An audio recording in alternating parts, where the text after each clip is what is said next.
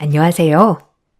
늘 눈팅만 하다가 제 이야기를 써보게 될 줄은 몰랐어요. 하지만 다른 분들도 제 이야기를 듣고 같이 울고 웃으라고 써봅니다. 전 40대 중반 기혼 여성입니다.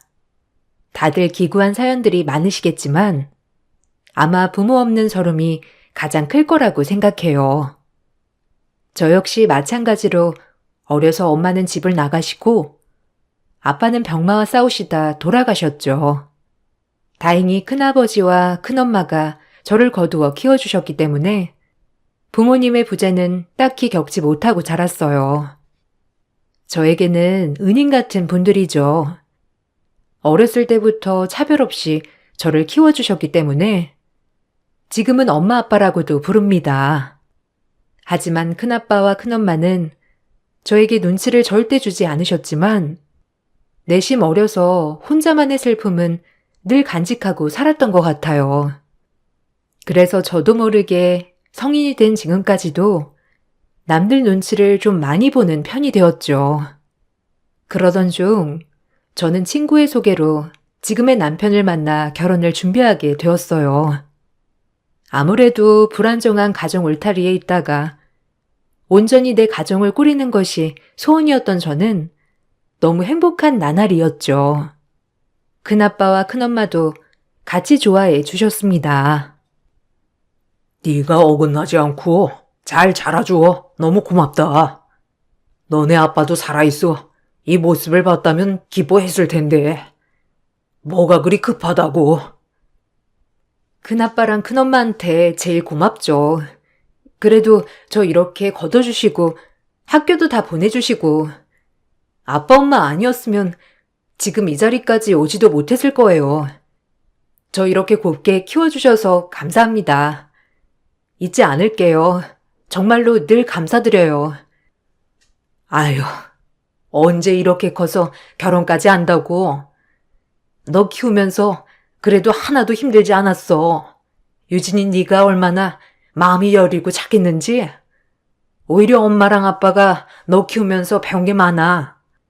아무쪼록 결혼하게 되더라도 자주 와야 해. 막상 결혼을 한다고 하니 어려서 키워준 큰 부모님께 너무 고마운 마음뿐이었어요. 아무리 핏줄이라도 절 거두는 게 쉽지 않았을 텐데 지금도 매우 고맙게 생각하고 있어요. 그리고 저는 결혼을 준비하게 되었습니다. 하지만 예상하셨다시피 온전한 부모가 없는 저를 시어머니는 매우 싫어하셨어요. 아무래도 배운 게 없을 것 같다였고 친엄마가 살아있지만 어려서 도망갔다는 말에 그 집구석 알만하다며 저를 보기도 전에 싫다고 하셨죠. 마음은 아팠지만 제가 감당해야 될 무게라고 생각했어요. 어려서부터 쟨 엄마가 도망갔대라고 많이 들어왔기 때문에 익숙했지만 지금의 부모님이 사랑으로 키워주셨기 때문에 조금은 잊혀가고 있었어요.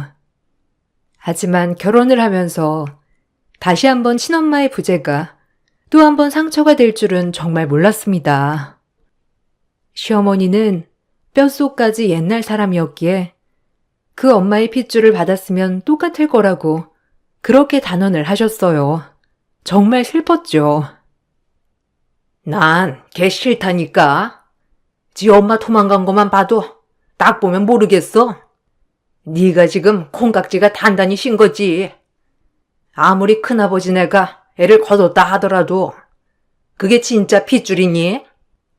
따지고 보면 지 엄마 핏줄 닮았으면 애가 얼마나 천박할 거야, 안 그래? 엄마, 그렇게 말 좀 하지 마요. 안쓰럽게 생각 들지 않으세요? 어려서부터 얼마나 마음 아픈 일이 많았겠어요. 전 이 결혼 포기 못합니다. 너도 버려놨다 아주. 그 요망한 년이 너까지 다 배려놨어. 내 아들 맞는 거냐? 내가 널 어떻게 키웠는데 아빠도 없이 홀로 너 하나만 바라보고 엄마 이렇게 늙은 거 안 보이냐? 그런데도 네가 내 기대를 저버리고 그깟 년이랑 결혼을 하겠다는 거야? 몇 년 하지 마요. 듣기 싫어. 내 인생 내가 선택하겠다는데 왜 왈가왈부 하시는 거예요? 아무리 그러셔도 전 포기 못해요. 그래, 너 죽고 나 죽자 아주. 어미 앞에서 못하는 말이 없지? 어디서 네 인생이란 말이 나와? 내가 널 어떻게 키웠는데? 엄마, 그거 집착이에요. 전 절대 유진이 포기 못해요. 엄마가 유진이 보면 분명 마음이 바뀌실 거예요. 얼마나 착한 앤데. 남편의 완강한 표현에 결국 어머님 두 손 두 발 들으셨고 저흰 결혼을 하게 되었어요. 남편은 돌아가신 아버지가 운영한 식당을 이어받아 하고 있었고 저는 공무원이에요. 남편은 자영업, 저는 안정적인 직업이어서 결혼해도 큰 걱정을 하지 않았어요. 하지만 어머님이 저를 정말 너무 미워하시는 통에 매일이 살얼음판 같았죠. 한두 번은 참았지만 매번 저희 친부모님을 운운하며 욕하셨기 때문에 참을 수 없는 날들이 더 많았습니다. 결혼식에서도 마음에 안 드는 티를 엄청 내셨기도 했고요. 그렇게 제 친구들도 그렇고 식장에 온 저희 집 부모님 쪽 지인들까지 민망해서 얼굴이 달아오를 정도였죠. 정말 아나무인이었어요. 어머, 성재 엄마 축하해. 아유, 그래도 신부 되게 예쁘더라. 성재도 아주 싱글벙글이더라. 하여튼 너무 축하해. 축하는 무슨? 아유, 말도 마. 나중에 얘기해. 나 진짜 쟤 너무 마음에 안 드는데 성재가 하도 난리쳐서 억지로 시키는 거야. 식장이니까 나중에 우리 집에 오면 내가 자세히 얘기해 줄게.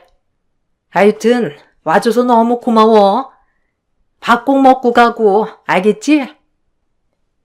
야, 너네 시엄마 진짜 너무하는 거 아니야? 아니, 지 얼굴에 침 뱉기지. 그게 뭐야 도대체? 결혼식장에서 떠벌리는 것도 아니고. 아, 원래 그러셔. 그냥 신경 쓰지 마.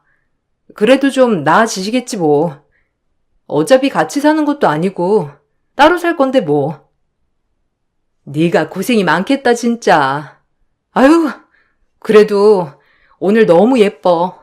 결혼 축하해 유진아. 세상에서 제일 행복한 신부가 되길. 오죽했으면 제 친구들도 신부 대기실에 와서 시어머니의 만행을 저에게 말해주었죠. 기가 막혔습니다. 천박스럽기도 했고요. 매번 오는 지인들을 붙잡고 신부 마음에 안 든다고 하소연을 하셨더래요. 저희 엄마 아빠가 그 모습을 보시고 얼마나 당황하셨는지 저까지 죄송해지더라고요. 엄마 아빠는 행여나 저를 안 좋게 보는데 엄마 아빠까지 나서면 저를 더 안 좋게 볼까봐 참으셨다고 하더라고요.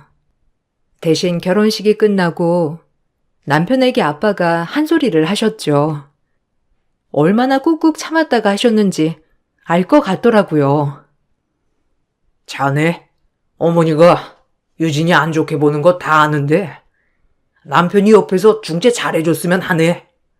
자네 하나 믿고 시집갔는데 지금까지 그런 소리를 들어야겠나? 하여튼 지켜볼 거야. 우리 유진이는 내 친딸이나 다름없으니 눈에 눈물 나게 하는 일 없도록 하게. 네, 아버님, 죄송합니다. 저희 엄마가 유진이 힘들게 하지 않도록 제가 옆에서 많이 노력할게요. 지켜봐 주세요. 아유, 내가 진짜 창피해서 원. 자네 믿고 결혼시켰는데 유진이 앞날이 안 봐도 훤해. 어쨌든 유진이 눈에 눈물 나는 날엔 내가 가만 안 있을 거야. 아유, 창피해. 자네 어머님, 하여튼 정말 매너가 너무 없으신 것 같아. 김서방이 조심 좀 시켜줘. 그렇게 험난한 결혼 생활에 막이 열렸죠. 시어머니는 더 대단했어요. 매번 말도 없이 저희 집에 찾아오는 것은 기본이었고 오자마자 집을 뒤지며 매번 살림살이에 터치를 하시곤 하였죠. 집에 들어가는 길에 두려울 정도일 때도 있었어요. 오늘은 오셨을까? 오늘은 안 오셨을까? 매번 이렇게 스트레스를 받았죠. 일 끝나고 집에 오는 날에 깜짝 놀라는 날도 허다했고요. 어머, 깜짝이야. 아니, 어머님, 언제 오셨어요? 말도 안 하시고, 현관 비밀번호는 어떻게 아신 거예요?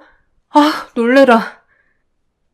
내가 우리 아들 집 오는데 너한테 보고하고 와야 하니? 아니, 성재밥은 잘 차려주는 거야? 집안꼴이 이게 뭐니? 냉장고 안은 이게 뭐고, 빵 쪼가리에 죄다 과일. 아니, 밥은 안 먹고 사냐? 우리 성재가 밥심으로 사는 거 몰라서 그래? 네? 아니, 성재씨, 아침 안 먹고 다녔다고 하던데요? 그리고 저녁은 저희가 알아서 잘 차려 먹고 있어요. 그리고 사람 없는 집에 이렇게 불쑥불쑥 오시는 거 좀 아닌 것 같네요, 어머니. 다음번에 저 있을 때 예고하고 와주세요. 이러시면 너무 불편해요. 뭐야? 아이고, 내가 하다 별. 너까지 것한테 내가 허락을 받아야 한다고? 내가 왜? 우리 아들이 산 집인데 내가 네가 뭐라고 너한테 허락받아야 해? 아주 웃기는 애네 이거. 내가 이러려고 너랑 결혼 허락한 줄 알아? 내 아들 뺏기고는 못 살아. 성재 씨가 산 집 아니고요. 엄연히 대출이라 저희들이 힘 모아서 갚고 있는 거고요. 여하튼 성재 씨한테 말해 놓을게요. 이렇게 어머님 불쑥 오시는 거 안 했으면 좋겠다고. 식사하셨어요? 성재 씨 오면 식사하시고 가실 거죠? 저녁 준비하게요. 기다리세요. 이렇게 매번 와서 제 속을 뒤집어 놓으셨죠.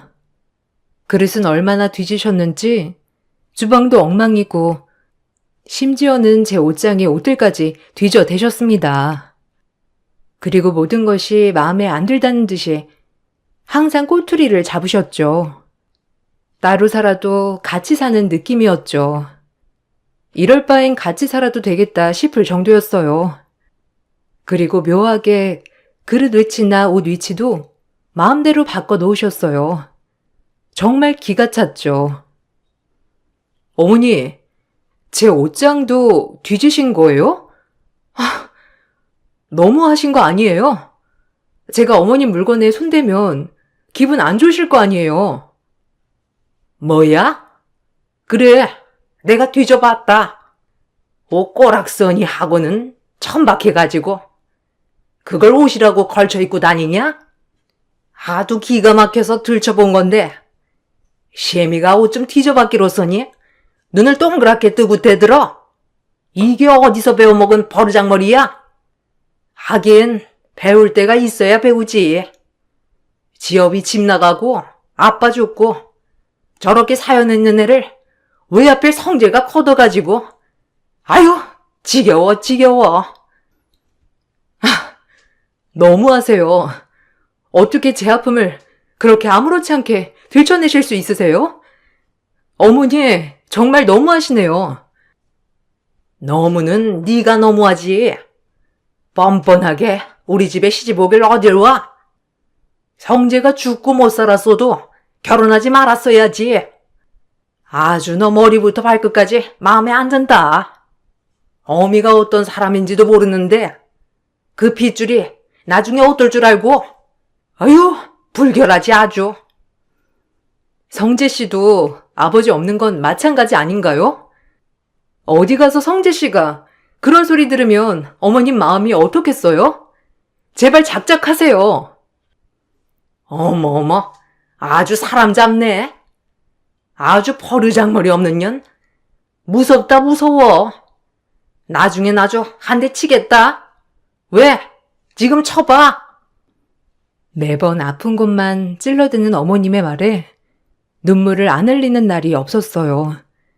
일주일에 두세 번은 저렇게 집에 불쑥 오셔놓고 제 마음을 쑤시고 가셨습니다.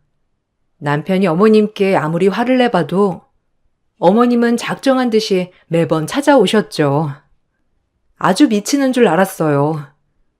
사는 게 아니었죠. 이러다 남편이랑 이혼할 수도 있겠다 싶을 정도였어요. 그 정도로 매번이 스트레스 받는 나날이었죠. 엄마, 자꾸 그러면 저희 비밀번호 바꿀 거예요. 저희가 갈 테니까 집에 말도 없이 오지 마세요. 요즘 세상이 어떤 세상인데 시어머니가 집문을 따고 들어와요. 그리고 유진이한테 뭐라고 하셨길래 엄마만 왔다 가면 그렇게 우는 거예요. 네? 어머, 너 성재 맞니? 아주 여우한테 놀아나더니 지금 엄마한테 바락바락 대드는 거야? 아휴, 기가 막혀. 엄마가 이러면 제가 더 힘들어져요. 왜 그걸 몰라요? 네? 아빠 없이 엄마가 홀로 저 힘들게 키워준 건 다 알고 고마운데요. 제발 유진이 좀 내버려 둬요. 유진이가 저렇게 힘들어하니까 제가 괜히 죄인 된 것 같고 그러잖아요. 부탁드릴게요. 네가 왜 죄인이야? 떳떳한데. 자기가 죄인이지? 엄마도 도망가고 발자가 얼마나 세다는 거야? 아유, 무서워. 제가 나한테 얼마나 말대꾸를 하는 줄 알고나 그러는 거야? 나를 이제 치겠더라니까.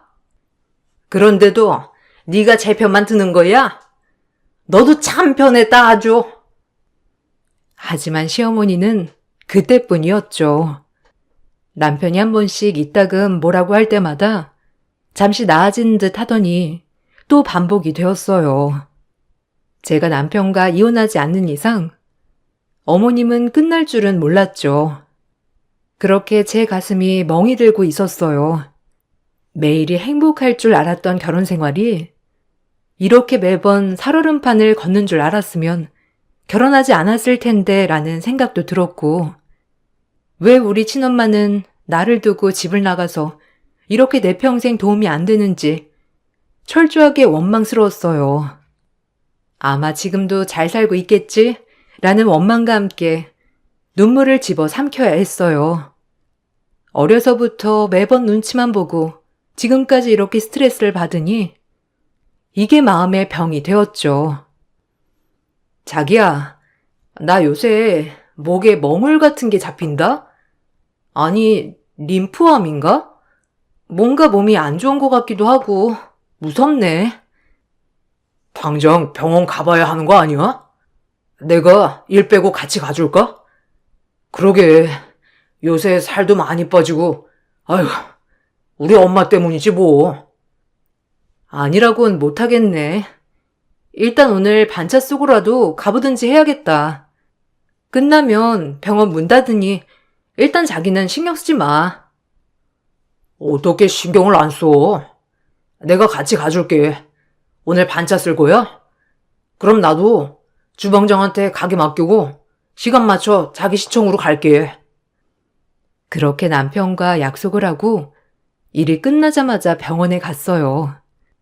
이것저것 초음파를 보던 병원 의사 선생님께서 저에게 말씀하셨죠. 그 말은 청정병력과도 같은 말이었습니다. 얼마나 놀랬던지. 내가 병을 키웠다는 생각과 함께 눈앞이 아득했죠. 일단 소견서 하나 써줄 테니 큰 병원으로 가보는 게 좋겠어요. 아무래도 종양 같긴 한데 위치가 갑상선이라 조직 검사해 보는 게 좋겠어요. 오늘 소견서 써드릴 테니 이 병원으로 가보세요. 여기가 갑상선이랑 유방 쪽은 잘 보기로 소문난 병원이거든요. 네? 소견서요? 아, 그럼 혹시 암일 수도 있다는 말이신가요? 괜찮으니까 말씀해 주세요. 갑상선 암이라는 거죠? 정확한 건 뭐 조직 검사를 해봐야 하겠지만 모양이 악성 같기도 하네요. 일단 소견서는 써드릴게요. 정확한 거 아니니까 진정하시고요.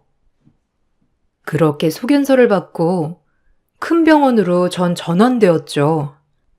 그러고 나서 확인한 결과 역시나 갑상선암이 맞았어요. 아무리 갑상선암이 착한 암이라고 하지만 청천벽력 같더라고요. 젊은 나이에 암이라니. 그리고 얼마나 스트레스를 받았으면 암에 걸렸을까라고 생각하니 모든 게 다 원망스러웠습니다. 아무리 큰엄마, 큰아빠에게 사랑을 많이 받고 자랐다지만 늘 엄마 없는 부재는 저에게 스트레스로 다가왔었고 막상 결혼해서도 늘 이 문제로 구박을 받으니 제 마음이 편할 날이 없었죠. 전 그렇게 수술 약속을 잡았고 하필 명절의 빨간 날과 겹치게 되었죠. 가장 먼저 수술을 받을 수 있는 날이 그날밖에 없어서요. 갑상선 암이라니? 이게 다 우리 엄마 때문이야, 그치? 미안해. 어떻게 얼마나 스트레스를 받았으면 암에 걸려, 어? 내가 진짜 너 볼 면목이 없다. 얼마나 힘들었어. 미안해, 정말. 그래도 항암 치료도 안 해도 된다고 하고 수술만 하면 된다고 하니까 조금만 힘내, 어? 내가 꼭 네 옆에서 회복할 수 있도록 도와줄게. 유진아, 진짜 나 만나서 네가 마음고생이 많다. 아니야. 자기도 중간에서 참 힘들었지? 괜찮아. 이제 스트레스 받지 말아야지. 다 이게 내가 스트레스를 풀지 못해 쌓아온 마음의 병인걸. 어머님뿐만 아니라 어려서부터 늘 그랬어, 나는. 매번 눈치 보고 주눅 들고 스트레스 받고 마음의 병이 된 거지 뭐. 엄마 아빠는 제가 암에 걸렸다는 소식을 듣자마자 병원으로 달려오셨고 엄마는 목 놓아 우셨어요. 그리고 아빠조차도 눈물을 훔치셨죠. 가장 아픈 손가락인 딸이 이렇게 암까지 걸리니 부모님 마음에 대못을 박은 거나 마찬가지였어요. 아니, 얼마나 마음의 병이 많으면 암에 걸려, 이거사. 나보고 어떻게 살라고, 어? 네가 이렇게 아프면 내 마음이 편하냐? 아유, 불쌍한 것. 평생을 그냥 어려서부터 눈치만 보고. 미안해, 엄마가. 널 더 신경 썼어야 했는데 내가 너네 아빠를 어떻게 보니? 아니야. 엄마가 날 얼마나 아껴서 키웠는데 왜 그런 말 해? 나 속상하게. 엄마 아빠는 진짜 최선을 다해서 나 키워줬잖아. 그래도 살도 이렇게나 빠지고. 아휴, 수술하고 엄마 집에 들어와서 좀 몸보신 좀 하고 가야겠다. 김서방, 수술하고 나면 유진이 내가 좀 데리고 있을게. 그래도 괜찮지? 데리고 가서 몸보신 좀 시키고 푹 쉬게 해야지. 아, 너 휴직계도 냈지? 휴직계 냈어. 그래도 공무원 사회가 이런 건 다 잘 되어 있잖아. 걱정 마, 엄마. 아휴, 갑상선은 착한 암이래잖아. 착한 암이 어디 있어? 힘든 건 마찬가지지. 그런 소리 말고 푹 쉬어. 넌 네 마음만 추슬러, 알겠지? 아휴, 내가 진짜 못 살아. 그렇게 엄마의 마음을 다독여주고 저는 입원 수속을 받았어요. 그리고 수술할 준비를 하였죠. 태어나서 난생 처음 하는 수술이라 긴장도 많이 되었지만 이렇게 온 가족이 모여 걱정을 해주니 그래도 마음을 잘 추스를 수 있었어요. 그리고 막상 수술을 하려고 생각하니 정말 주마등처럼 모든 것들이 지나쳐 가더군요. 날 버린 엄마, 그리고 돌아가신 아빠, 어렸을 때 추억까지도요. 그렇게 입원을 하고 수술을 하였어요. 수술은 생각보다 일찍 끝이 났고 전 회복하러 입원실로 이동했어요. 그리고 막상 이렇게 병실에 누워있으니 별의별 생각이 다 들더라고요. 명절날이 되어 그래도 수술 때문에 들러보지 못한 시댁에 마음이 쓰였어요. 아니나 다를까 시어머니는 제가 병원에 있다는데도 불구하고 기어코 남편 차를 타고 병원에 들르셨죠. 남편에겐 저의 병문안을 간다고 하면서 말이에요. 남편은 처음에 어머니를 말렸지만 어머니가 한사코 간다고 하시는 바람에 결국 어머님을 데리고 왔어요. 그래도 며느리가 누워있는데 이런 전이나 이런 건 맛은 봐야지. 거기 어디냐? 나 좀 데리고 병원에 앞장서라. 엄마가 가보게요? 아니요. 그냥 음식만 싸주세요. 제가 전달해 줄게요. 유진이 지금 힘들어하는데 나중에 오세요. 며느리가 병원에 입원했다는데 나보고 뭐 가만히 있으라는 거야? 그래도 가야지. 앞장서 얼른. 전 좀 챙길 테니 시동 걸어라. 남편은 시어머니가 웬일이지? 라고 생각하다가 그래도 유진이가 아프니 마음이 약해지셨다고 생각했다고 하더라고요. 그래서 남편은 이제야 어머니와 유진이가 행복하게 지낼 수 있겠구나 생각하고 들뜬 마음으로 차 시동을 걸었다고 했죠. 그렇게 병실 문이 열리고 시어머니는 몹시 상기된 얼굴이었어요. 그 얼굴을 보고 저조차도 놀랐습니다. 너무 화가 난 표정이어서요. 아, 어머니 오셨어요? 제가 하필 명절에 수술하게 돼서 죄송해요. 혼자 명절 준비하느라 힘드셨죠? 그래도 여기까지 와주시고. 아이고, 아프다고 하더니 얼굴이 폈구나. 내 아들 돈으로 이렇게 1인실에서 발자 좋다 아주. 처음부터 끝까지 마음에 안 들어. 시어머니는 말이 끝나자마자 가지고 오신 동태전들을 제 얼굴에 집어 던졌습니다. 전 이게 무슨 일인지 어안이 벙벙해하며 전을 그대로 맞았죠. 남편은 그 모습을 보고 어머님한테 소리를 질렀고 전 망연자실했어요. 암수술한 며느리에게 전 귀싸대기라니요. 엄마, 미쳤어요? 도대체 뭐 하는 거예요? 유진이 걱정된다면서 지금 이렇게 속 뒤집어 놓으시려고 오신 거예요? 넌 닥쳐. 아주 마음에 안 든다 하니까 마음에 안 드는 짓만 하고 있어. 네가 뭘 그렇게 스트레스를 받았다고 유난이야? 뭐라고? 이 아줌마가 진짜 미쳤네. 당신 진짜 미쳤어? 지금 나한테 전 던진 거야? 그래, 당신은 원래 이런 사람이었지. 전 당장 이 아줌마를 끌어내려고 비상호출벨을 눌렀어요. 비상호출벨이 눌리자마자 병원의 부원장님이 달려오셨고요. 지금 이 모습을 보더니 눈이 돌았는지 시모의 기싸대기를 날렸습니다. 저 역시도 놀라긴 마찬가지였고요.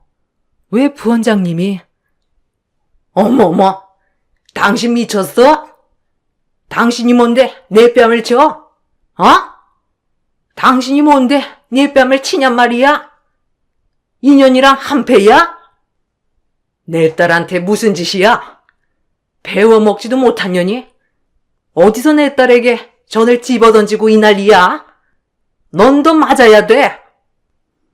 내 엄마라고 칭한 부원장이란 의사는 시어머니의 머리채를 잡고 흔들었죠.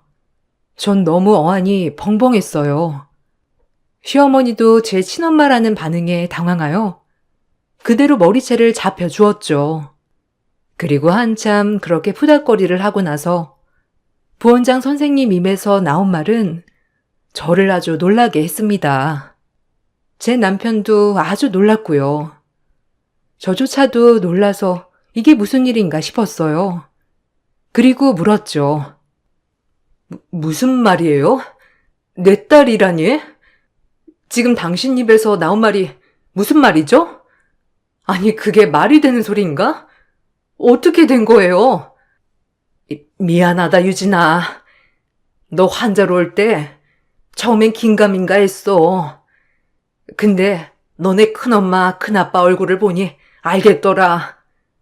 내 딸이 우리 병원에 입원을 했다는 것을. 그리고 어떻게 말을 할까 계속 지켜봤어. 우리 딸이 갑상선 암이라니 너무 속상했기도 하고, 너희 아빠와 이혼하고 집 나가던 날 우리 유진이가 3살밖에 안 됐었지. 미안해. 도저히 아빠랑은 살 수가 없었어. 매일 술만 먹고 일도 하지 않는 너희 아빠와 갈라서게 되고, 아무것도 없는 내가 의사가 되기까지 이 많은 시간이 걸렸단다. 나중에는 널 찾고 싶어도 차마 용기가 나지 않았어. 초등학교 때 몰래 학교 가서 네 모습을 보기도 하고 그랬는데 미안해. 엄마 용서해 주겠니? 어안이 벙벙했죠. 친엄마라니, 아니 친엄마가 의사였다니 너무 혼란스러웠죠. 그리고 시어머니는 저희 친엄마가 이 큰 병원 부원장이라고 들으니 태도가 돌변했어요. 뺨까지 맞아놓고 말이죠. 아주 우스웠습니다. 그 점에선 아주 고소했어요. 아니 그럼 당신이 우리 유진이 친엄마인가요? 아유 어쩐지 가끔 유진이가 고급져 보일 때가 있던데. 그럼 그게 다 의사 핏줄을 물려받아서 그런 거군요. 전 유진이 시엠이에요. 뭔가 오해가 있으신 것 같은데 제 말 좀 먼저 들으시고. 다 오해이니 진정하시고 제 말 좀 들어보세요. 저는 유진이가 혹시라도 명절을 잊은 게 아닌가 싶어서 그런 거랍니다, 의사 선생님. 당신이 시어머니라고? 내가 유진이 남편이랑 하는 얘기도 다 들었어. 엄마 없다고 얼마나 얘를 쥐잡듯이 잡았던 거야? 아휴, 미안하다 유진아. 내가 네 엄마야. 많이 놀랐지? 내가 환자 차트를 보고 얼마나 놀랐는지, 그 유진이 맞는지. 아니 내가 뭘 또 얼마나 잡았다고 그래요? 아휴 웃겨 진짜. 의사라고 내가 좀 고상하게 봐주려고 했더니 안 되겠네. 그리고 내가 얘랑 우리 아들 결혼시킨 거 보면 몰라요? 며느리라고 생각했으니 결혼시킨 거지 안 그래요? 그러니까 오해 마시고. 또 맞고 싶어 환장했니? 넌 이 병원에서 출입 금지야, 알겠어? 여기 이 사람 좀 끌어내요. 어디서 본 데 없어가지고. 엄마 맞는다고요? 어떻게 이런 일이. 전 당신이랑도 할 말 없어요. 그동안 제가 어떻게 살아왔는데. 그리고 어머님도 좀 가만히 있으세요. 어머님이 지금 이런 말 할 때가 아니지 않나요? 저한테 어떻게 대하셨는데요? 늘 항상 엄마 없다고, 본데 없다고, 불결하다고 하셨으면서 이제 와서 지금 그러는 거예요? 진짜 꼴 같지도 않네요. 둘 다 나가주세요. 저 정말 지금 혼란스러우니까. 엄마, 나가. 지금 이게 뭐 하는 짓이야? 아픈 사람 병실에 와서. 진짜. 엄마 정말 가지가지 한다. 죄송해요. 미안해, 유진아. 유진아, 정말 미안해. 엄마가 중간중간 큰아빠네한테 연락도 하고 너 찾으려고 얼마나 노력을 했는데 그땐 엄마가 능력이 너무 없어서 널 데리고 오지 못했어. 큰아빠네가 널 키우는 게 너한테도 환경적으로 나을 것 같았고. 근데 후회했어. 엄마가 이제 너 하고 싶은 거 다 하고 살게 해줄게. 미안하다. 정말 엄마를 용서해 주겠니? 엄마도 널 잊은 적이 단 한 번도 없어. 아니, 무슨 소리를 그렇게 섭섭하게 하니, 유진아? 우리 며느리가 친엄마를 찾다니. 진짜 감격스럽구나. 그리고 이 큰 병원의 부원장이라면 도대체 얼마나 성공했다는 거야? 진정들 좀 하시고 제 얘기 좀 들어보세요, 사돈. 이제 사돈이죠?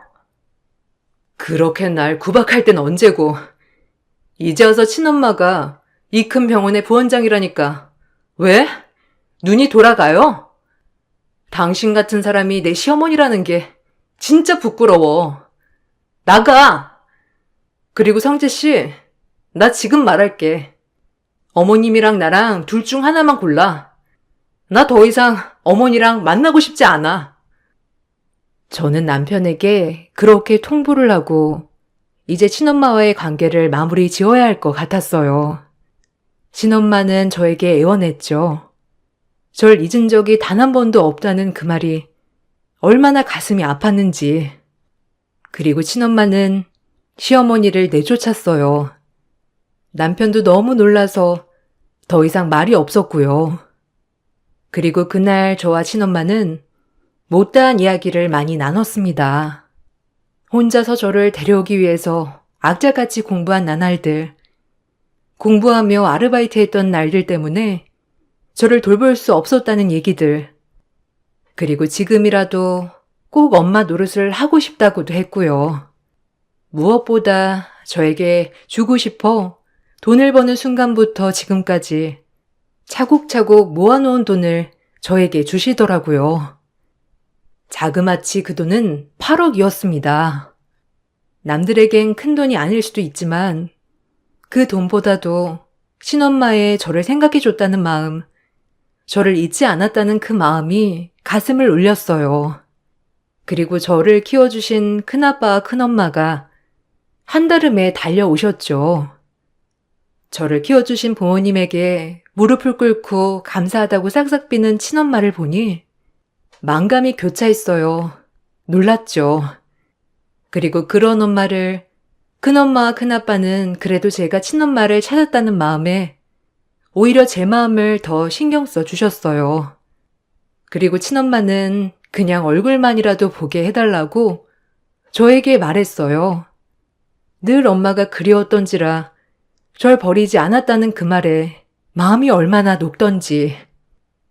내가 그동안 엄마를 얼마나 보고 싶었는데, 큰엄마랑 큰아빠가 엄청 잘해주셨지만 그래도 친엄마가 날 버리고 갔다는 그 응어리, 그래도 이렇게 날 잊지 않고 찾아줘서 고마워요. 그리고 나 친딸처럼 키워줘서 고마워요, 큰아빠 큰엄마. 고맙습니다. 우리 딸 이렇게 훌륭하게 키워주셔서 저보다 더 훌륭한 부모님이세요. 고맙습니다, 아주버님, 형님. 그래도 유진이가 내 딸인 건 변함이 없고요. 그래도 유진이가 그렇게 그리워한 친엄마를 찾았으니 저는 그걸로 됐습니다. 그리고 병원에서 태어날 때까지 친엄마의 케어를 받았고 집으로 돌아오는 길 남편에게 다시 한번 말했죠. 이혼 아니면 시어머니와 손절. 남편은 주저없이 저를 선택하였고 그렇게 시어머니와의 연을 끊었어요. 아마 시어머니에겐 가장 큰 벌이 아닐까 싶어요. 시어머니는 남편이 연락도 없이 시어머니를 무시하자 저희 집에 찾아왔지만 문전박대를 하였고 비밀번호도 바꿔버렸죠. 야, 문 안 열어? 너 부원장 친엄마 얻었다고 막 나가는 거니? 그래봤자 한부모 가정주제에 네가 나를 이렇게 등한시해? 조용히 해, 이 아줌마야. 당신 아들도 이제 등 돌렸고 당신은 영원히 혼자야. 내가 왜 암에 걸렸는데 다신 찾아오지 마. 한 번 더 찾아오면 경찰 부를 줄 알아. 알겠어? 이제 혼자 외롭게 쓸쓸히 늙어가 봐. 알겠지? 다신 오지 마, 다신.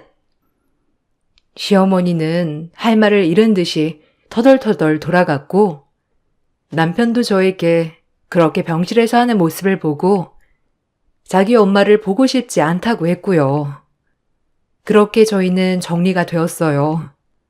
암에 걸린 덕분에 친엄마를 찾았다고 할까요? 아니면 만날 인연이라 만났던 걸까요? 전 간간히 친엄마도 만나고 지내고 있어요.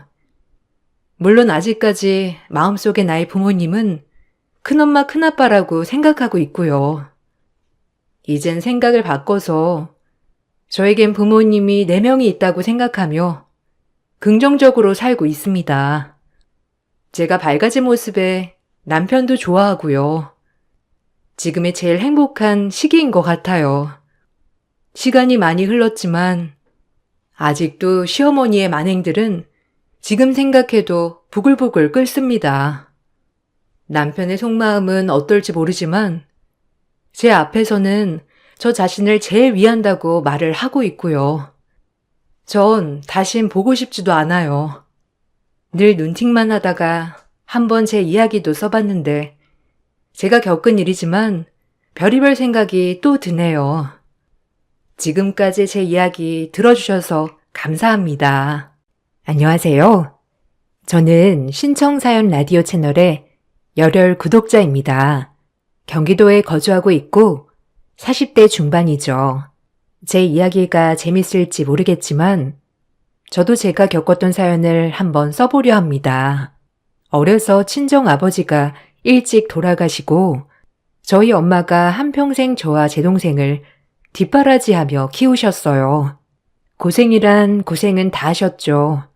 18살 어린 나이에 시집온 엄마는 몸이 부서져라 이랬다고 들었어요.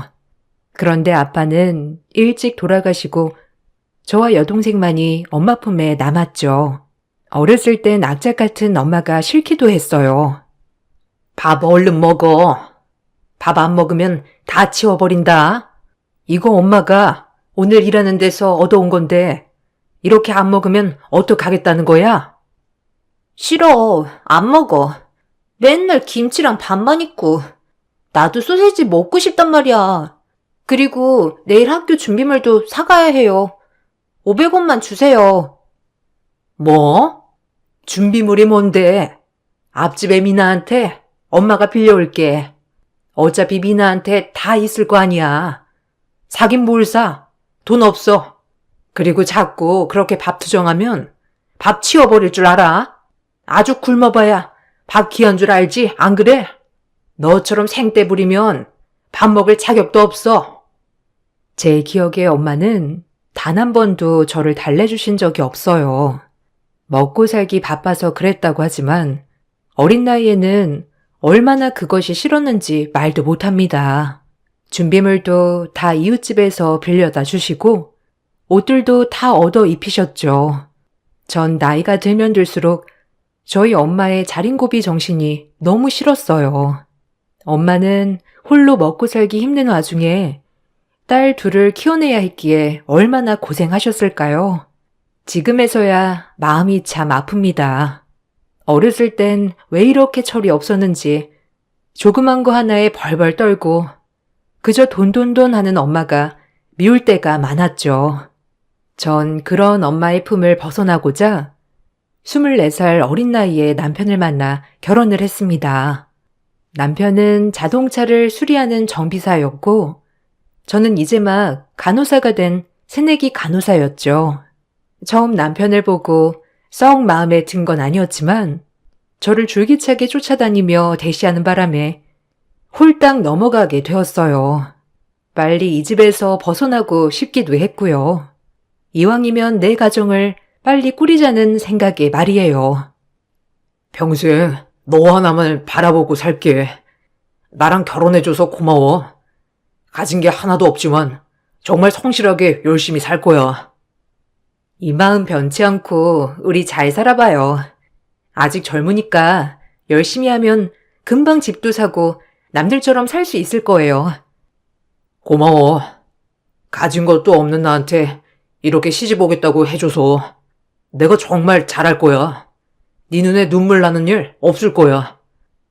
가진 것은 하나도 없는 남편이었지만 이렇게 지금처럼 열심히만 한다면 뭐든 두려울 게 없는 남편이었어요. 남편과 결혼하는 것이 한 가지 걸리는 게 있었다면 시어머님의 유난스러운 아들 사랑과 함께 조금 개념이 많이 없으셨다는 겁니다. 아무리 고슴도치도 자기 자식은 예쁘다고 하지만 뭐 하나 내세울 거 없는 집안에서 너무 유난스럽게 아들 자랑을 하니 저희 엄마도 그렇게 좋아하진 않으셨고요. 하지만 자존심이 대단하고 억척스러운 저희 엄마도 저희 시댁 앞에선 딸 때문에 늘 작아지는 엄마였죠. 상견례에서부터 저희는 삐걱대었어요. 개념이 많이 없는 어머님 덕분에 말이죠. 하지만 엄마는 혹여나 제가 미움받을까 꾹 참으셨죠. 아니, 사실 저는 정윤이 그렇게 마음에 안 들었어요. 뭐 우리 아들이 좋다고 하니까 이제는 예쁘게 보이지만 삐쩍 말라가지고 애나 제대로 낳을 수 있겠어요? 이래봬도 우리 집안이 독자라서 아들이 굉장히 귀하거든요. 근데 이렇게 안사돈을 뵈니까 정윤이가 누구 닮았는지 딱 알겠더라고요. 어쩜 안사돈도 이렇게 마르셨어요? 그래서 딸들만 낳으셨나? 그러면 곤란한데. 네? 아, 정윤이가 보기에 말라 보여도 깡다구 하나는 있어요. 자기 혼자 그래도 열심히 공부해서 간호대까지 갔고요. 아마 결혼하면 더 잘할 겁니다. 모든 마음먹은 대로 다 이뤄내는 애이니 저는 별로 걱정 안 돼요. 사돈께서 너그러이 예쁘게 봐주세요. 아니 뭐 저야 그냥 있는 그대로 보는 거죠. 뭐든 저하기 나름 아니겠어요?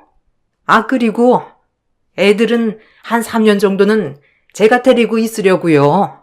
그래서 말인데 그 저희 집 가전 바꿀 것 좀 제가 적어왔거든요.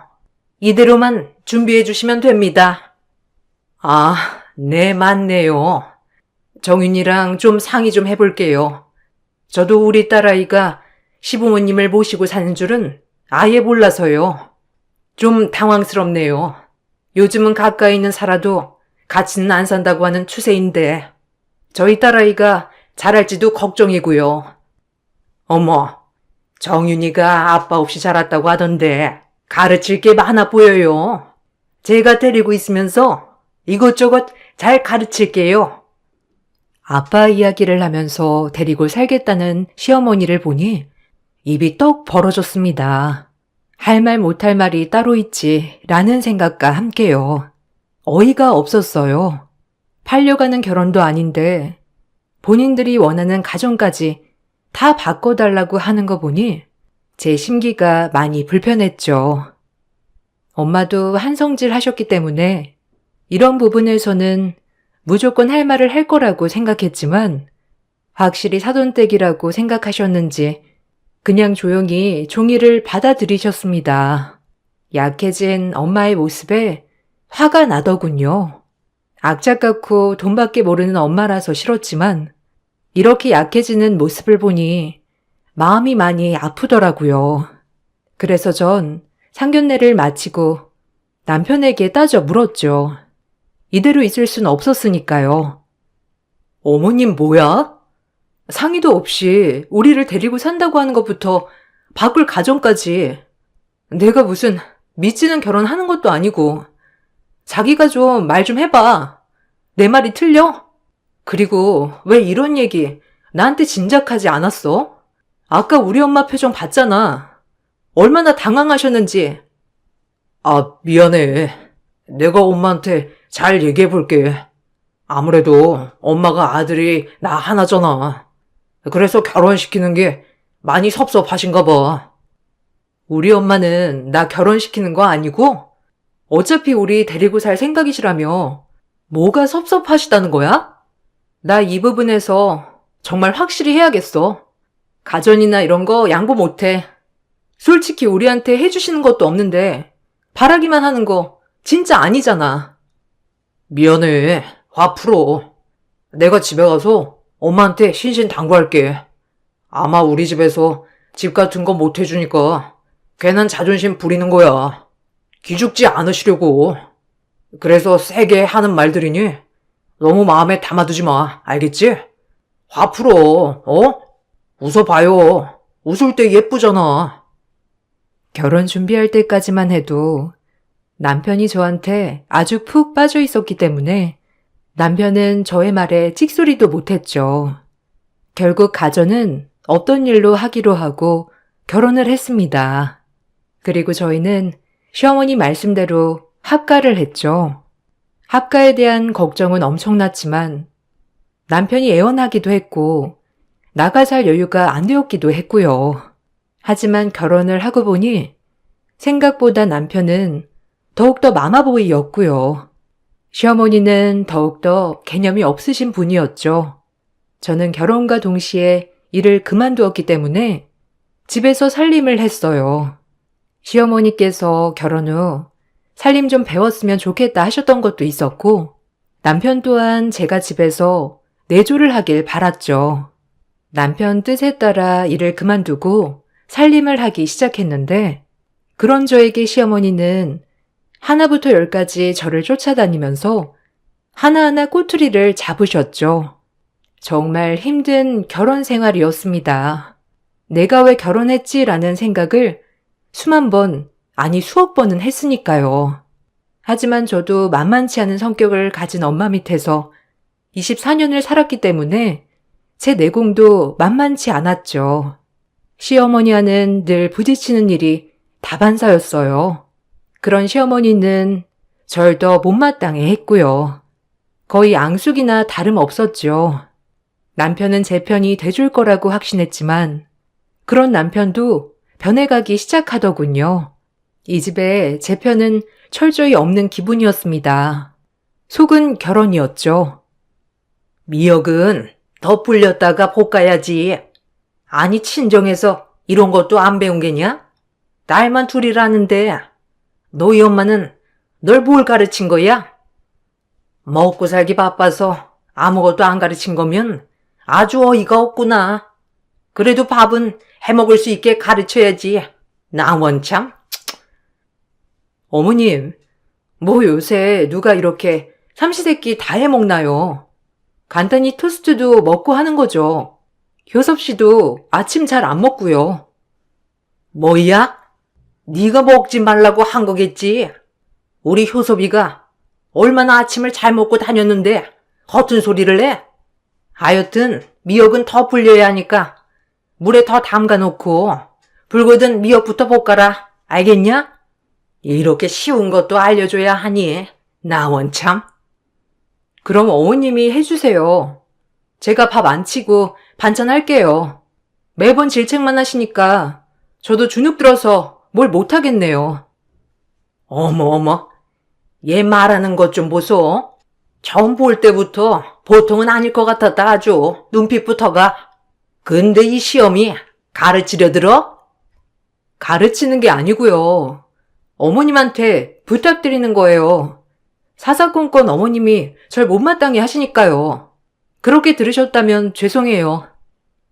시어머니는 하나부터 열까지 모든 게 잔소리였어요. 그리고 틈만 나면 저희 친정에서 못 배웠느니 안 배웠느니 말을 하셨죠. 노이로제에 걸릴 지경이었습니다. 산은 산이요, 물은 물이로다 하며 지내온 세월이었죠. 모든 남편들이 그렇듯 처음엔 별도 달도 따줄 것처럼 하더니 남편 또한 결혼 후 변해가기 시작했죠.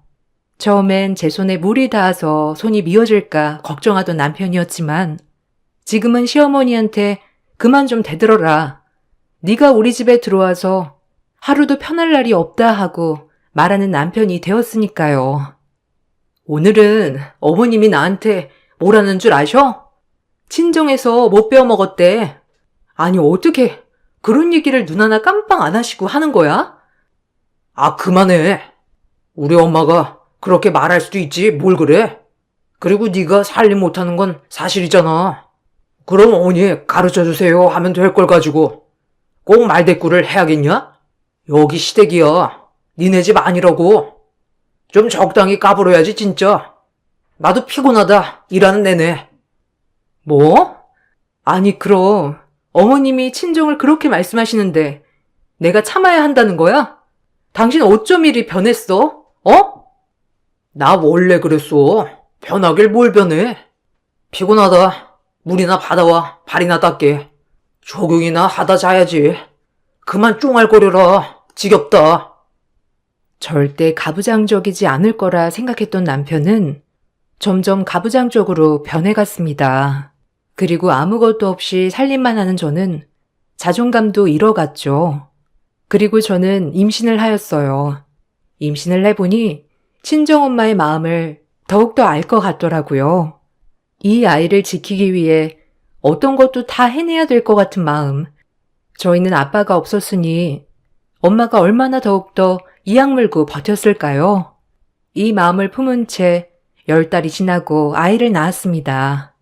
아이는 건강한 사내 아이였고 아이를 낳고 나서 친정 엄마만이 생각나더라고요. 아이를 낳는 날도 동창이라는 핑계로 병원에 오지 않던 남편을 기다리는 저에게 눈을 뜨자 친정 엄마가 와 계셨습니다. 아이고, 내 딸 고생 많았다. 많이 힘들었지? 얼마나 아팠어, 우리 딸. 엄마가 옆에서 계속 용기를 줬어야 했는데. 엄마, 어떻게 왔어? 아니, 못 타고 왔어. 멀었을 텐데. 병원에서 전화 받은 거야? 엄마 보고 싶었는데 너무 좋다. 이렇게 보니까. 김서방은, 아니 시댁은 사돈 어른이 그렇게 간절히 바라던 아들 손주인데 아직 안 오셨나 보구나. 아유, 고생했어, 내 아가. 아니야, 엄마도 나 낳을 때 많이 고생했지, 진짜. 이 사람은 오늘 일이 많이 밀렸나 봐. 내일이나 올 거야. 오늘 엄마 여기서 자고 가. 엄마는 병원에서 전화를 받자마자 시골에서 콜택시를 불러 병원까지 오셨고 근처에 사는 남편과 시댁은 방문조차 안 했죠. 다음 날에 남편은 전날 술을 얼마나 먹었는지 알 수 있는 얼굴을 하고 헐레벌떡 왔고 시어머니도 같이 오셨더라고요.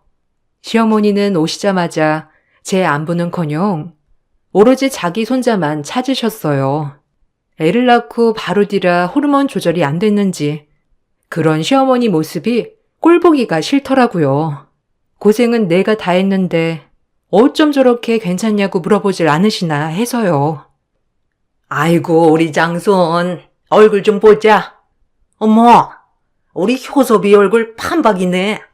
어쩜 효섭이 어렸을 때랑 똑같냐? 이쁘다, 이뻐. 아, 그러게. 아빠를 정말 빼다 박았네. 건강하게 태어나서 다행이야. 엄마, 그래도 좋으시죠? 아들 손주이니 얼마나 좋으시겠어. 그러니까 이제 여한이 없다. 외딱하면 어쩌나 했는데 얼굴도 너 판박이야. 얼마나 듬직한지.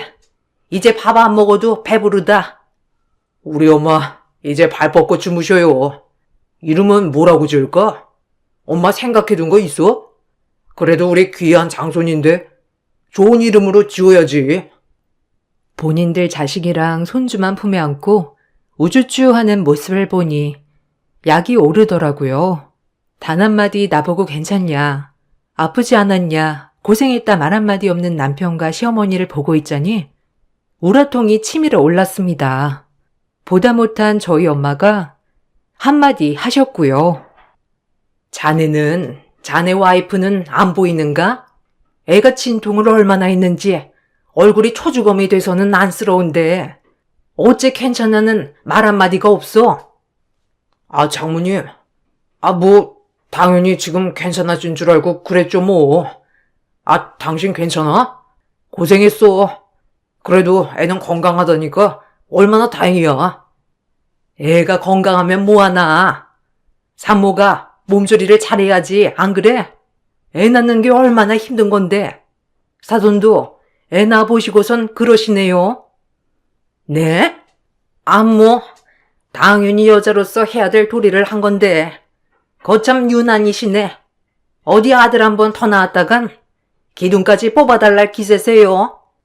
말씀도 참 예쁘게 하시네요. 그리고 자네는 어제 애를 낳았는데 오늘 오는 게 말이 되는가? 애 혼자 얼마나 무서웠겠어. 어제는 제가 꼭 빠지면 안 되는 자리가 있어서 죄송합니다. 그래도 장모님이 계셨으니까 얼마나 다행인지 몰라요. 시어머니의 말에 입이 떡 벌어졌어요. 유난이라니. 제가 많은 것을 바란 것도 아니고 그저 괜찮니, 고생했다 정도였는데 어머님의 말이 조금이라도 남아있던 정내미가 떨어졌어요. 그리고 더 이상 시어머니에게 아무런 감정의 기대도 하지 말자라고 마음을 먹었어요. 혹시라도 엄마와 시어머니의 언성이 높아질까 제가 제지해야 했고요. 저러는 남편은 그저 입 닫고 가만히 있더라고요. 아, 뭐 태어는 내일이라고 하니까 저 엄마네 집에서 몸조리 좀 하다가 갈게요. 아무래도 일주일은 있어야 할 것 같아요. 뭐? 일주일이나? 아니, 집에서 몸조리 하면 되지. 굳이 거기 시골까지 가야 하니? 애도 멀미하는데 집으로 와라. 아니에요, 사돈. 제가 정윤이 챙겨주고 먹이면서 일주일만 데리고 있을게요. 그래도 애 낳고 몸조리는 제대로 해야죠. 어머, 사돈. 제가 다 시켜준다니까요. 그리고 출가인 모르세요? 어디 여자가 친정을 오락가락 마음대로 합니까? 네? 어머니, 무슨 말이 그래요? 제가 언제 맘 편히 친정 간 적 있나요? 저 아기 데리고 일주일만 다녀올 거니까 그리 아세요. 저의 단호한 태도에 시어머니는 못마땅해 하셨지만 별다른 도리는 없으셨죠. 몸조리까지 못하게 하니 정말 싫었습니다. 그리고 그 옆에서 찍소리도 없는 남편을 보고 있자니 더 우라통이 터졌죠. 얼마나 멍청하고 믿을만하지 못하던지. 다음 날이 되었고 전 아이를 데리고 친정에 와 몸조리를 했습니다. 엄마 밥을 먹으면서 푹 쉬니 너무 좋더라고요. 그리고 엄마는 저에게 말씀하셨어요. 애를 낳고 보니 엄마를 너무 이해하기 때문에 눈물이 주룩주룩 흘렀습니다. 엄마와 딸이란 그런 거였죠. 미안해. 너 어려서 더 잘해주고 더 예뻐해주고 싶었는데 엄마 홀몸으로 너네 둘 키우는 게 녹록지가 않았어. 화도 내고 혹시라도 잘못되면 아빠 없는 애 소리 들을까봐 더 엄하게 한 것도 있어. 엄마 많이 미웠지? 사달라는 것도 다 안 사주고. 아니요, 엄마. 엄마 이해해. 이제 이해할 것 같아. 얼마나 애지중지했으면 그랬겠어. 남들한테 손가락 받지 않게 하려고 그런 거지. 엄마 마음 이젠 다 알아. 그리고 내가 아들 낳아보니 알 것 같아. 얼마나 엄마가 우리를 애틋해 했는지. 엄마야말로 고생했어. 홀몸으로 애들 키우는 게 어디 쉬웠겠어? 가뜩이나 어려운 세상인데 그래도 포기하지 않고 잘 키워줘서 너무 고마워요. 그렇게 엄마와의 화해를 하고 전 일주일이 지나 아이를 데리고 다시 시댁으로 올라갔죠. 발길이 차마 떨어지지는 않았지만 그래도 가야 했어요. 그리고 나도 우리 엄마처럼 아들을 잘 키워야겠다고 다짐도 했고요. 집에 도착하자마자 시어머니는 우리 장손이 얼굴이 반쪽이 됐다며 아주 난리를 치셨어요. 얼마나 꼴 같지 않던지 워낙 유난스러운 분이니 그러려니 했죠. 어머, 우리 장손 일주일 새 얼굴 반쪽 된 거 봐라. 분명 병원에선 포동포동 했는데 아유, 또 너만 먹고 너만 쉰 거지? 네? 아니 무슨 말씀을 그렇게 하세요? 제가 설마 제 애를 굶기겠어요? 젖이 잘 안 돌아서 분유 먹이는 거예요. 병원에서도 그렇게 하라고 했고요. 어머, 모유도 못 먹는단 말이야? 내가 너 삐쩍꼬라서 그럴 줄 알았다. 남들 다 먹이는 모유도 못 먹이고, 아유, 모유를 먹어야 애가 똑똑하다는데 남들 다 아는 모유도 못 먹는 우리 장손 불쌍해서 어떡한다니? 마음에 드는 구석이 없어 아주. 어머니, 요새 분유 먹여도 다 똑같아요. 얼마나 잘 나오는데요. 어머님이 몰라서 하는 말씀이신 거예요. 그러니까 걱정 놓으세요. 그래도 엄마 말이 맞을 텐데. 애가 모유를 먹어야지 분유를 먹으면 되겠어. 아무래도 엄마가 더 잘 알겠지. 당신 모유 먹고 자라서 그렇게 멍청하니? 아니 말해봐. 당신은 모유 먹었는데 그럼 왜 그 모양이야? 어때? 할 말 없지? 제 말에 기가 막힌 듯 시어머니는 저를 노려보셨고 남편도 찍소리도 못했죠. 사실 남편이 그렇게 똑똑하지 않은 건 사실이니까요. 그렇게 하루가 지나고 아이를 낳고 그럭저럭 살아가고 있는 와중에 친정엄마가 많이 아프시다는 소식을 들었어요. 당장이라도 가봐야 했지만 시어머니는 허락조차 해주질 않았죠. 정말 원망스러웠습니다. 그런 저는 시어머니를 좋게 볼 수 없었고요. 엄마가 많이 안 좋으시대요. 아무래도 가봐야 할 것 같아요. 괜찮으면 윤수 데리고 며칠 내려가 있으면 싶은데. 아니, 그럼 우리 효섭이는 어쩌냐? 너랑 윤수 내려가면 효섭이는 굶으란 말이야? 출가 외인이 어쩜 그리 개념이 없어? 효섭 씨가 손이 없어요, 발이 없어요? 제가 제 엄마 병간호하겠다는데 솔직히 이렇게 허락을 받는 것도 웃기네요. 예의상 물어본 거지만 안 된다고 하니 그냥 내일 아침에 내려갈게요. 어머님 노여워해도 어쩔 수 없어요. 저희 엄마 제가 돌보고 싶어요. 어머, 저 바락바락 말대다 파는 것 좀 보소. 아니 어쩜 애가 그렇게 못돼 처먹었니? 넌 내가 처음부터 마음에 안 들었어. 우리 효섭이가 죽고 못 사니까 허락했는데 어째 눈빛부터 쎄했다 알아? 가지마. 분명히 말했어. 가려거든 이혼 도장 찍고 가라. 네? 이혼 도장이요? 제가 그런 걸로 무서워할 줄 아셨어요? 어머님, 이가 그렇게 대단한 사람은 아니잖아요. 안 그래요? 솔직히 볼 게 뭐가 있다고 제가 이혼에 겁을 먹나요? 더 이상 어머님이랑 얘기 안 할게요. 내일 친정엄마한테 갈 거예요. 어머님의 바락바락 안 된다는 소리를 무시하고 다음 날이 되어 저는 친정엄마네 갈채비를 하였어요. 남편도 못마땅해 했지만 제 고집을 꺾을 수 없었죠. 그리고 아들만 데리고 시골에 내려가 엄마를 보살폈습니다. 엄마는 췌장암 말기셨어요. 급격히 몸이 안 좋아 병원에 가보니 이미 손쓸 수 없는 상태라고 했었죠. 얼마나 눈물이 나던지 그런 엄마를 모시고 싶은 이 마음도 굴뚝 같았어요. 있는 순간까지 최대한 잘해드리자라고 생각하며 정성을 다해 모셨습니다. 하지만 엄마는 끝끝내 일어나지 못하셨죠. 어려서 엄마한테 미운 감정만 품고 산 것 같아 어찌나 죄송하던지. 그리고 한평생 고생만 하고 해외여행 한번 못 가보신 우리 엄마 생각에 장례 때도 눈물이 멈추질 않더군요. 제 인생에 전부를 잃은 것처럼 울었습니다. 엄마의 장례식이 진행되었고 엄마가 돌아가셨다는 소식을 듣고 시댁 식구들이 방문해 주셨죠. 친척 고모님의 친척 조카, 친척 삼촌들까지 15명이 방문하셨더라고요. 처음엔 그래도 엄마 가시는 길 이렇게 배웅해 주러 오셨구나 하고 감사한 마음뿐이었어요. 하지만 역시나 제 생각은 착각이었죠. 이렇게 먼 길 찾아주셔서 감사합니다. 고모님, 삼촌, 그리고 어머님 와주셔서 감사해요. 앉아서 식사들 하시고 가세요. 저기서 먹으면 되냐?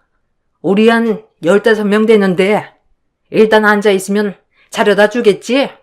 고모, 얼른 저기로 갑시다. 어머님은 엄마 가는 길 제대로 인사도 하지 않고 그저 식당 방문에만 눈에 불을 켰죠.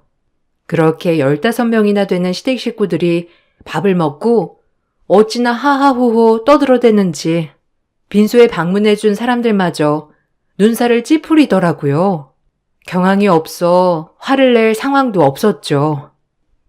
아니 언니네 시댁 너무한 거 아니야? 아니 무슨 여기가 음식점도 아니고 술 먹고 난리 났어. 지금 노래까지 부를 기세야.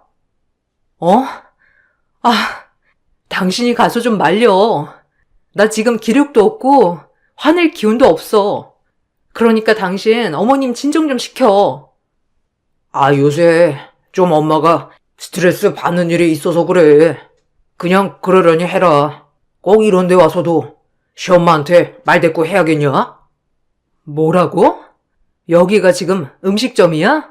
우리 엄마 마지막 가는 길 빈소야. 정신 차려. 네가 이러니까 개념이 없다는 거야. 알아? 남편이랑 대판 싸우고 동생이 겨우 뜯어 말리고서야 진정을 시켰죠. 남편이란 사람이 위로는 못해줄 망정 저보고 예민하다느니 그만 좀 하라느니 정말 믿고 살 수 없었습니다. 그런데 더더욱 가가는 시댁 식구들은 그렇게 술판을 벌여놓고 집 가면서 저희가 받은 바카스까지 다 챙겨가 버렸죠. 저희 엄마 쪽 친척들이 눈살을 얼마나 찌푸리셨던지 제 얼굴이 다 화끈했어요. 아니, 진짜 개념 장난 아니네. 바카스까지 들고 갔다며? 제정신이야? 아니, 형부도 그런 사람이었어? 참나, 빈수 와서 술판 버리고 집 갈 땐 저거까지 싹 쓸어 가다니. 언니 시대 진짜 대단하다. 아니, 어떻게 살아? 저런 집이랑? 엄마가 얼마나 가슴이 아프겠어. 그만해. 나도 열받으니까. 그리고 일단 엄마 가는 길 마음 편히 보내드리자. 뒷일은 내가 알아서 할게. 너까지 열내지 마.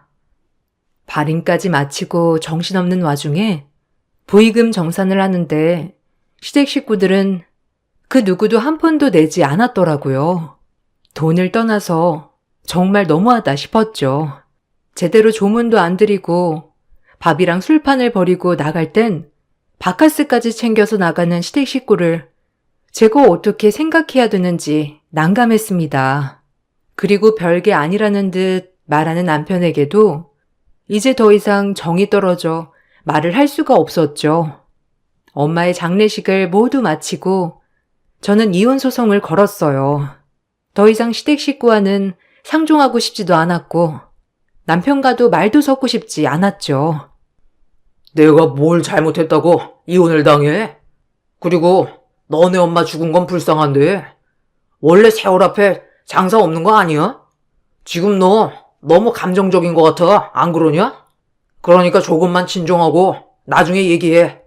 이게 뭐라고 이혼까지 갈 사유야? 나 진짜 어이가 없어서. 이혼까지 갈 사유야. 난 더 이상 너랑 너네 식구들 꼴도 보기 싫고 우리 윤수도 너네 집처럼 물들까봐 무서워. 그러니까 이혼해. 너 참 웃긴다. 죽은 사람이 뭘 한다고 난리야? 그렇게 유난 좀 떨지 마. 이혼? 어디 네가 감히 우리 아들 보고 이혼을 하지? 그러니까 이혼하는 거예요.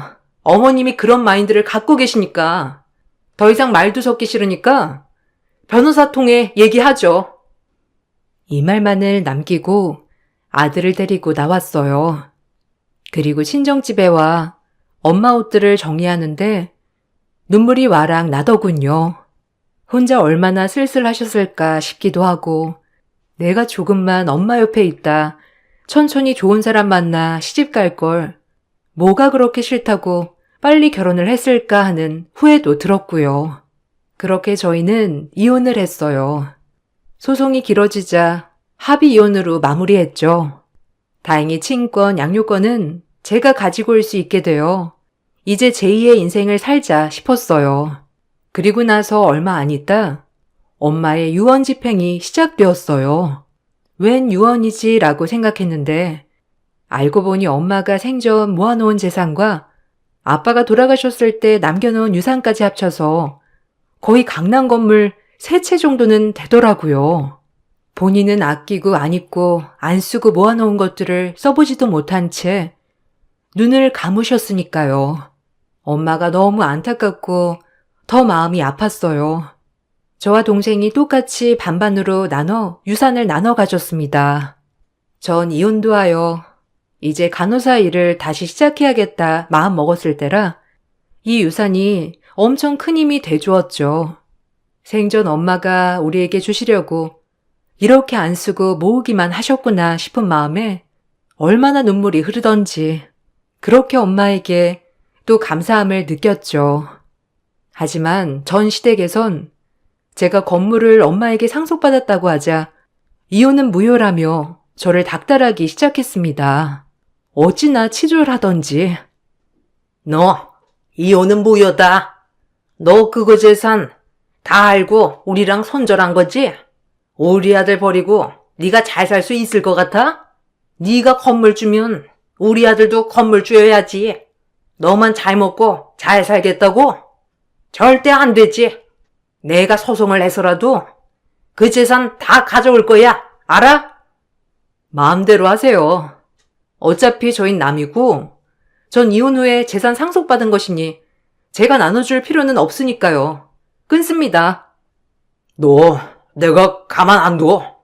에휴, 그 건물 팔아서 당장 반 보내. 알겠어? 내가 윤수 아빠인데 나도 권한 있지. 안 그래? 정신 차려. 이 정신 나간 아줌마랑 아저씨야. 이게 왜 당신들 돈인데? 다신 연락하지 마. 소름 끼치니까. 알겠어? 그리고 마음대로 해. 남편과 시어머니는 저에게 진짜 이혼 무효 소송을 걸었어요. 재산을 절반이라도 가져올 속셈으로 말이죠. 아무래도 이혼 가정에서는 특유 재산이라도 기여도에 따라 그것 또한 분할을 해야 한다고 하더라고요. 어처구니가 없었습니다. 하지만 이혼 후에 재산 상속을 받은 것이기 때문에 저는 남편에게 돈을 돌려줄 의무는 없다고 판결이 났죠. 그렇게 소송도 끝을 맺었습니다. 어찌나 어이가 없던지. 꼭 이렇게 했어야 했니? 이 지긋지긋한 놈. 다신 보지 말자. 당신이랑 당신 어머니 너무 지겹거든. 내가 뭐에 홀려서 너랑 결혼했는지 미쳤지 내가. 평생 행복한 기억 따윈 없었어. 알아? 다신 보지 말자. 엮이지도 말고. 너랑은 진짜 끝이야. 제발 한 번만 봐주면 안 될까?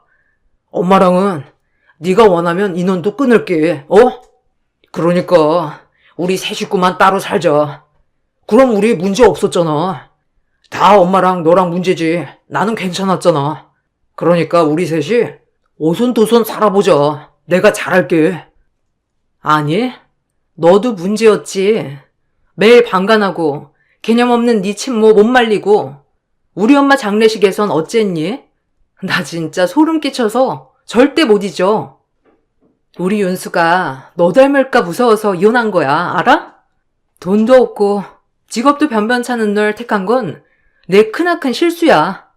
아, 덕분에 인생 공부했다. 너처럼 빈말하는 사람은 거르게 됐거든. 이제 평생 네 개념 없는 모친 모시고 살아봐. 다신 연락하지 말고 끔찍하니까. 전 이 말만을 남기고 자리를 벗어났죠. 그리고 지금은 안정을 많이 되찾았습니다. 지금 엄마가 살아계셨다면 더욱더 행복하게 잘 지낼 수 있을 것 같은데 꼭 엄마가 안 계시니 이렇게 후회만 하는 못난 딸이네요. 가끔 엄마가 보고 싶을 때마다 납골당에 가서 이런저런 하소연도 하는데 어찌나 죄송스러운지 제가 너무 못났던 것밖에 기억이 나지 않아서 후회 막심입니다. 여러분들도 혹시라도 부모님이 살아계시다면 꼭 잘해주세요. 저처럼 나중에 절대 후회하지 말고요. 전 지금 정말 잘할 수 있는데 곁에 계시지 않기 때문에 마음만 굴뚝 같거든요. 나중에 엄마를 만나게 된다면 엄마 딸로 태어나서 정말 행복했고 어려운 시절 잘 키워내줘서 고맙다고 이 말은 꼭 전해드리고 싶어요. 항상 엄마 기일이 다가올 때마다 엄마 생각이 너무 간절해서 글을 남겨보았어요. 글을 쓰고 보니 엄마가 더욱더 그리운 날이네요. 오늘 저녁 동생을 초대해서 실컷 엄마 얘기도 하고 추억에 젖어봐야겠습니다.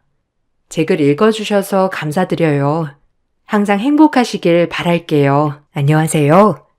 분당에 거주하고 있는 40대 중반 여자입니다. 제 사연이 여러분들에게 어떻게 들릴지는 잘 모르겠지만 저도 용기 내어 글을 써보려고 합니다. 저는 홀아버지 밑에서 자랐어요. 그래서 늘 가족이 그리웠죠. 택시를 모는 아버지는 최선을 다해 저를 키워주셨지만 엄마의 빈자리는 늘 컸었네요. 그래도 밝게 키워주신 덕분에 구김살 없이 학창시절을 보낼 수 있었어요. 그리고 23살이 되던 해 동네에서 저를 죽고 못 살게 쫓아다닌 동네 오빠와 결혼을 하였습니다. 처음엔 별도 달도 따줄 것처럼 하더니 결혼하고 나서는 남편이 완전 남의 편이 되더군요. 할아버지 밑에서 자라 시어머니는 그런 저를 못마땅해 했어요. 저희 집 형편은 그저 저 하나만 먹이고 입힐 딱 그 정도였거든요. 그렇지만 남편네 집은 동네에서도 제일 유복한 환경이었죠. 돌아가신 시아버지가 열심히 일군 회사가 잘 되어 좀 잘 살게 된 케이스였어요. 큰 중견기업의 하청을 도맡아 하는 회사였죠. 그런 집에 아무것도 없는 제가 시집을 가게 되었으니 시부모님이나 남편의 누나나 마찬가지로 저를 무시했어요. 하지만 남편의 적극적인 애정 공세에 전 넘어가게 되었네요. 본격적으로 시집을 가게 되니 고생문이 열리게 되었죠. 각오는 했었지만 대단했어요. 본데 없이 자란 것이 남자 하나 잘 꼬셔서 이 집안에 발을 들였으니 비리 아들이라도 낳아야 한다. 알겠니? 그거 아니면 볼 게 뭐가 있어 니까짓 게. 어쩌다 우리 아들 눈에 들어서는. 하여튼 오늘 중으로 이불 빨래 다 해놓거라. 본데 없이 자랐다니 어머니. 저희 아버지께서 얼마나 절 예쁘게 키워주셨는데요. 말씀이 너무 심하시네요. 어머, 엄마한테 눈 동그랗게 뜨고 말대답하는 것 좀 봐. 그러니까 본데 없다고 하는 거야. 알겠어? 어른한테 말대답하는 꼬락서니? 말대답이라뇨. 어머님께서 저한테 항상 인격 모독을 하시니까 아니라고 말씀드린 거예요. 형님도 오해하지 마세요. 지금 하고 있는 게 말대답이야. 아주 웃겨. 희성이한테 교육 좀 잘 시키라고 해야겠네. 아님 내가 교육을 시켜야 하나? 때리는 시어머니보다 말리는 시누이가 더 밉다고 남편의 누나는 딱 그 말이 맞아 떨어졌어요. 어려서 오냐오냐 공주처럼 자라서 대학도 의대를 들어갔죠. 그런 시누이의 콧대는 높아져만 갔습니다. 시부모님은 딸은 의사에 아들은 사업체를 물려받을 것이니 더할 나위 없이 행복하다고 생각했죠. 저는 그 집의 식모나 마찬가지였어요. 아침에 일어나서 밥하고 빨래하고 하루 종일 쓸고 닦고 시어머니의 시중에 시누이 시중까지 몸이 10개라도 모자랐네요. 결혼 초반엔 남편이 저를 무척 애지중지하였기에 그나마 버틸 수 있었으나 남편은 저를 애지중지하는 마음이 금세 시들시들해져만 갔죠.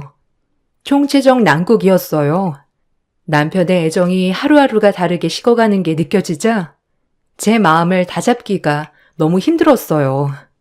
누구를 믿고 살아가야 하는지도 막막했고요. 정말 우울했어요. 요새 왜 이렇게 늦게 들어와요? 아무리 사업하는 사람이라도 그렇지. 난 오늘 하루 종일 집에서 어머님 심부름만 했는데. 그게 네 할 일 아니야? 꼭 밖에서 일하고 온 사람한테 찡얼대야겠냐?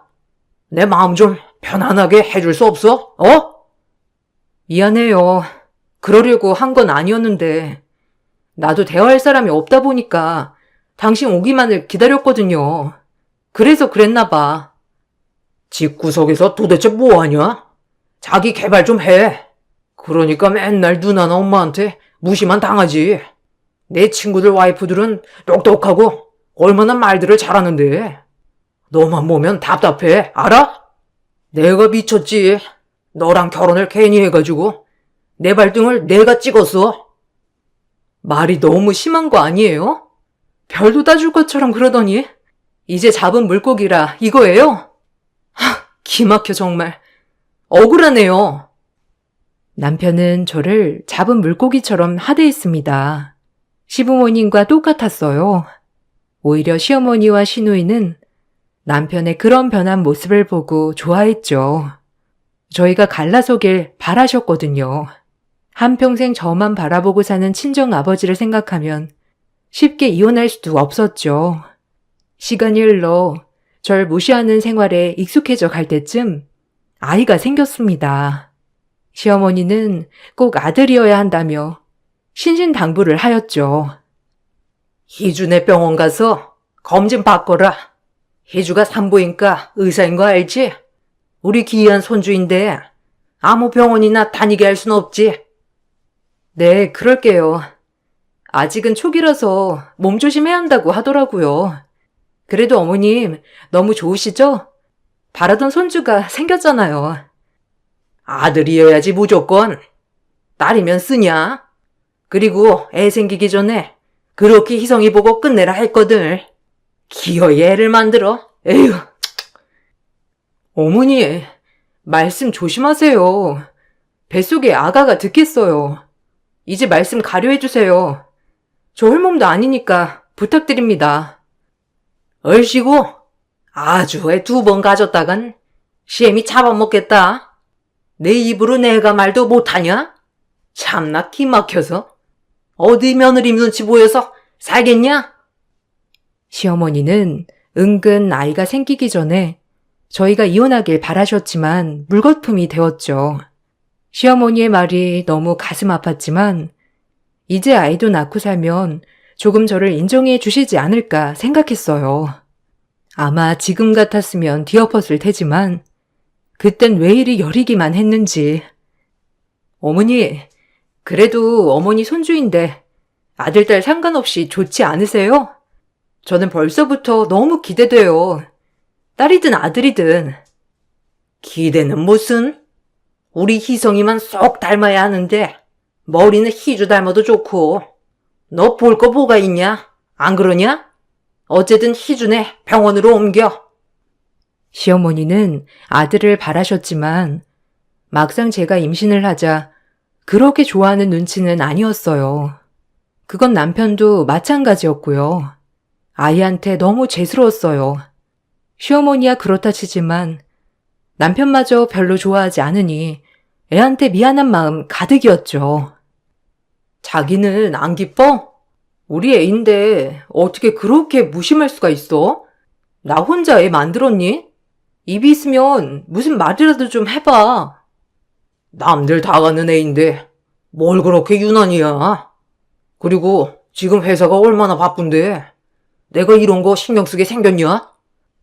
그래도 너무한다 정말. 어떻게 그렇게 남보다도 못한 말을 할 수가 있어? 결혼 전이랑 너무 달라, 알아? 아주 어머니 판박이야 자기도. 이제 대놓고 우리 엄마 욕하는구나. 네가 그럼 그렇지. 내가 그때 눈이 삐었지. 너 같은 애를 쫓아다녔다니. 아유. 남편은 아이가 생겼어도 저에게 무심한 것은 똑같았어요. 그리고 철저히 저 혼자 태교를 하며 아이를 품었죠. 시어머니가 무조건 신우이 병원에서 아이를 낳아야 한다고 해서 결국 임신 10주 정도에 신우이 병원으로 옮겼어요. 그리고 정기검진을 늘 신우이한테 받기 시작했죠. 그리고 아이의 성별이 공개되는 날 신우이 입에서 나온 말은 놀라웠습니다. 어머, 딸이네? 엄마, 어떡해? 올케 뱃속에 아들 아니고 딸인데? 하여튼 올케는 참 어떻게 미운 짓만 골라 하냐? 네? 딸이에요? 아, 전 괜찮아요. 딸이어도. 어머님이 많이 상심하셨겠어요. 무조건 아들 낳아야 한다고 말씀하셨는데. 올케 걱정이나 해. 엄마가 가만히 있을 것 같아? 에휴, 어쨌든 엄마도 알아야 하니까 내가 말할게. 기운 내라고. 진우이는 이 상황을 즐긴다는 듯이 말했죠. 전 딸이어도 너무 행복했지만 아들을 그렇게 바라온 시어머니를 생각하니 머리가 아팠습니다. 또 얼마나 저를 쥐잡듯이 잡을까 생각하면서요. 그리고 결국 시어머니는 제가 집에 도착하기도 전에 신우이 전화를 받고 알게 되었죠. 시어머니는 제가 집에 들어서자마자 온갖 욕을 퍼붓기 시작했어요. 정말 수치스러웠습니다. 전화에 쓸모라고는 눈꼽만큼도 없는 것. 세상 사람 다 낳는 아들도 못 낳고 결국 딸이냐? 애 낳고 갈라서라. 네? 어머니, 무슨 말씀을 그렇게 하세요? 갈라서라뇨. 그리고 성별은 남자 쪽에서 결정짓는 건데 왜 저한테만 이러세요? 뭐야? 네가 애초에 우리 집이랑 어울리기는 했어? 다른 거 다 필요 없고 아들 하나만 낳으랬더니 그것도 못하면 왜 살아 여기서? 애가 듣겠어요, 어머니. 고정하세요. 그리고 이혼이라뇨. 희성 씨랑 이혼 못해요. 그럼 저희 애는 어떡해요? 그럼 둘째도 딸 낳으면 어쩔 건데? 너 못 믿는다? 이 집에 있을 자격이 없어. 좋은 말 할 때 순순히 불러서. 그리고 어차피 애 키울 능력도 없는 것. 애는 우리가 키울 거야. 알겠니? 딸이라 안타깝지만 우리 핏줄을 능력 없는 어미 따라 가게 할 순 없지. 시어머니는 완강하셨어요. 무조건 이혼만을 외치셨죠. 전 너무 어이가 없었어요. 태어나지도 않은 애를 가지고 딸이라는 이유로 이 집에서 물러나라고 하다니요. 정말 기가 막힐 노릇이었습니다. 하지만 저를 더 기가 막히게 한 건 남편의 태도였어요. 엄마 말대로 하자. 이혼해. 너도 이렇게 사는 거 지겹지 않아? 그냥 애 두고 나가. 그래서 새 출발해. 나도 너한테 더 이상 마음 없어. 뭐? 이혼이 쉽니? 어떻게 그렇게 쉽게 말할 수가 있어? 처음에 결혼하기 전에 했던 맹세 기억 안 나? 무슨 수를 써서라도 지켜준다며. 이게 사는 거냐? 너랑 나랑? 솔직히 너 애 생기게 한 거 내 실수야 알아? 그 전에 정리하려 했어 진작에. 이왕 이렇게 된 거 애 낳고 나가. 이 집에서 더 이상 버틸 수가 없었어요. 완강히 이혼을 요구하는 남편, 그리고 무조건적으로 그 이혼을 지지하는 시어머니, 얄미운 시누이, 내 딸을 지키고 싶었어요. 그리고 이혼을 하더라도 딸만은 꼭 제가 데려가고 싶었죠. 그래서 시어머니에게 확고히 말했어요. 이혼할게요, 어머니. 애 낳고 애랑 같이 나가겠습니다. 어차피 딸이라고 어머니 원하지도 않으셨잖아요. 네? 아무리 딸이라도 희성이 아닌데 비렁뱅이 밑에서 크게 할 수 있냐? 생각을 해봐라. 이 집에 살면 모든 걸 다 누리고 살 텐데 네 딸 거지꼴로 키우고 싶어? 너처럼 한부모 가정 만들면서 못 먹고 못 입고 살게 하고 싶은 게냐? 다 모두를 위한 길이야. 어머니, 어떻게 자식을 떼어놓고 나가라고 하실 수가 있어요? 전 그렇게는 못해요. 어머니였다면 자식 두고 나갈 수 있으시겠어요? 안 된다. 어차피 능력 있는 부모가 애 데려가게 되어 있어. 애 얼굴이라도 보고 싶으면 그렇게 해. 알겠어? 저에겐 출산일이 아이와 헤어지는 날이었죠. 그러면서도 설마 정말 아이만 데려가고 날 내치겠어 라는 생각도 있었어요. 아이가 뱃속에 있을 때 얼마나 많은 눈물을 흘렸는지 불안한 저는 애를 안고 어디 도망이라도 갈까 싶었어요. 그렇게 하루하루 노심초사하며 울며 지새운 나날이 지나고 결국 출산을 하였습니다.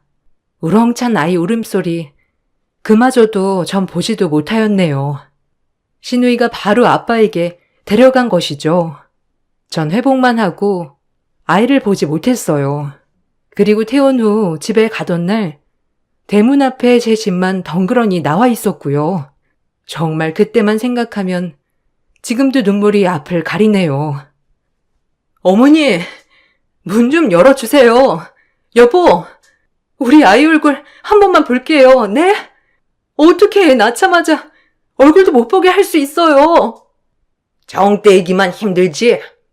없는 아이라고 생각하며 살아라. 알겠어? 우리가 예쁘게 잘 키워줄게. 새 출발하렴. 택시 불렀다. 얼른 가라. 그렇게 전 아이를 낳자마자 생이별을 하고 이렇게 살면 뭐하나 생각하여 한강에 도착했어요. 이렇게 살면 뭐하나 싶었죠. 정말 아이를 데려와도 내가 키울 수 있는 능력이 있나? 아니면 시댁과 맞서 싸울 돈이 있나, 뭐 하나도 가진 거 없는 저를 생각하니 정말 이 세상을 살아갈 이유가 없었습니다. 한강 앞에 다다라서 신발을 벗어 던진 순간 눈물이 하염없이 쏟아지더군요. 이 용기로 살자. 죽을 용기로 살아보자. 그리고 딸을 찾아오자. 어떻게 됐든 딸을 위해 살아가자는 마음이요. 그리고 전 이를 악물었어요. 지금 당장 제가 할 수 있는 일을 찾아봤죠. 23살에 시집와서 경력 단절에 아무것도 할 수 없는 저는 여자가 하기엔 생소하지만 택시 운전이라는 직업을 택했습니다. 친정 아버지의 영향도 있었고 지금 당장에 할 수 있는 일이었기 때문이죠. 택시를 하다 보니 우연치 않게 많은 일도 접하게 되었는데 타있던 손님을 내려주자마자 손님이 얼마 가지 않아 쓰러지는 것이 아니겠어요? 너무 놀란 저는 일단 택시에 내려 그 손님에게 CPR 심폐소생술을 진행했어요. 아주 어렸을 때부터 학교에서 배워온 CPR을 실행했죠. 일단 이 사람을 살리고자 하는 생각밖엔 없었어요. 다행히 그 손님은 제 덕분에 초반 대응을 잘해 목숨을 건질 수 있었어요. 골든타임이라고 하죠. 그 손님은 저에게 연신 고맙다고 하며 저에게 명함 하나를 주었습니다. 명함을 보니 꽤 큰 중견기업의 사장이더라고요. 너무 고마워요. 기사님 아니었으면 제가 이렇게 살아있지도 못했을 텐데 정말 지나치지 않고 살려줘서 고맙네요. 에이, 제가 할 일을 한 걸요. 그래도 덕분에 너무 건강해 보이셔서 저도 기분이 좋네요. 건강 꼭 잘 챙기세요. 내가 진짜 뭐 하나 도와주고 싶은 게 있는데 뭐 혹시 필요하거나 한 거 있어요? 말만 해요. 뭐든 들어줄게요. 내 목숨을 살려준 은인인데 이것도 못 해줄까 봐. 지금이 아니라도 좋아요. 언젠가 꼭 내가 빚을 갚는 날이 오기를 바랍니다. 그분은 저에게 언젠가 꼭 빚을 갚는 날이 오기를 바란다며 명함을 건네줬습니다. 말이라도 너무 고마웠네요. 그리고 전 밤낮으로 돈을 벌었어요. 무조건적으로 돈을 벌어야 했거든요. 그리고 이 일에 어느 정도 적응하고 익숙해질 무렵 제 택시만을 이용하는 콜 손님들도 늘어났죠. 물론 택시 일을 하면서 여자라고 무시하는 사람들도 많았지만 여자 손님들이나 점잖은 남자 손님들과의 대화가 잘 통했기 때문이에요. 그렇게 8년이 지나 그날도 역시나 택시를 몰고 가는데 하나의 콜이 들어왔습니다. 한 초등학교 앞에서 꼬마 손님을 태우고 꼬마의 부모님이 있는 곳까지 안전운전을 해달라는 콜이었어요. 그렇게 꼬마 손님을 태우려는 찰나 너무 익숙한 얼굴, 저와 너무 닮은 모습을 보고 백밀러로 아이의 얼굴을 힐끔힐끔 바라보았죠. 저의 어린 시절이라고 믿을 정도의 남자아이였어요. 너무 익숙하기도 하고 눈이 계속 가 꼬마 손님에게 말을 붙여보았습니다. 안녕, 꼬마야. 혼자서 택시도 타고 의젓하구나. 아빠 엄마한테 가고 있는 거니? 기특하네. 의젓하게 혼자 택시도 다 타고. 네, 안녕하세요. 아빠 엄마랑 오늘 외식하기로 했거든요. 엄마가 픽업을 못 와서 오늘은 혼자 택시 타고 가는 거예요. 아, 그렇구나. 아줌마도 너 나이만한 딸이 하나 있는데 오늘 이렇게 꼬마 손님이 타주니까 아줌마가 딸 생각이 나네. 주책맞게 흐르는 눈물이었네요. 그동안 참고 참아온 눈물이었죠. 갑자기 떨어져 있는 딸이 생각나면서 딱 요만큼 컸겠다 싶더라고요. 보고 싶어도 볼 수 없는 내 딸을 위해 이렇게 열심히 달리고 있지만 정말 볼 수 있을까 하는 생각에 갑작스러운 눈물이었죠. 제가 갑자기 눈물을 흘리자 꼬마 손님은 자기 주머니에서 손수건 하나를 꺼내서 건네더라고요. 마음씨도 얼마나 착하던지. 아줌마, 울어요? 울지 마세요. 여기 제 손수건인데 이건 안 돌려주셔도 돼요. 이걸로 눈물 닦으세요. 고마워. 아줌마가 갑자기 주책 맞지? 손수건까지 건네주고. 크면 여자친구들한테 꽤나 인기 많겠는데?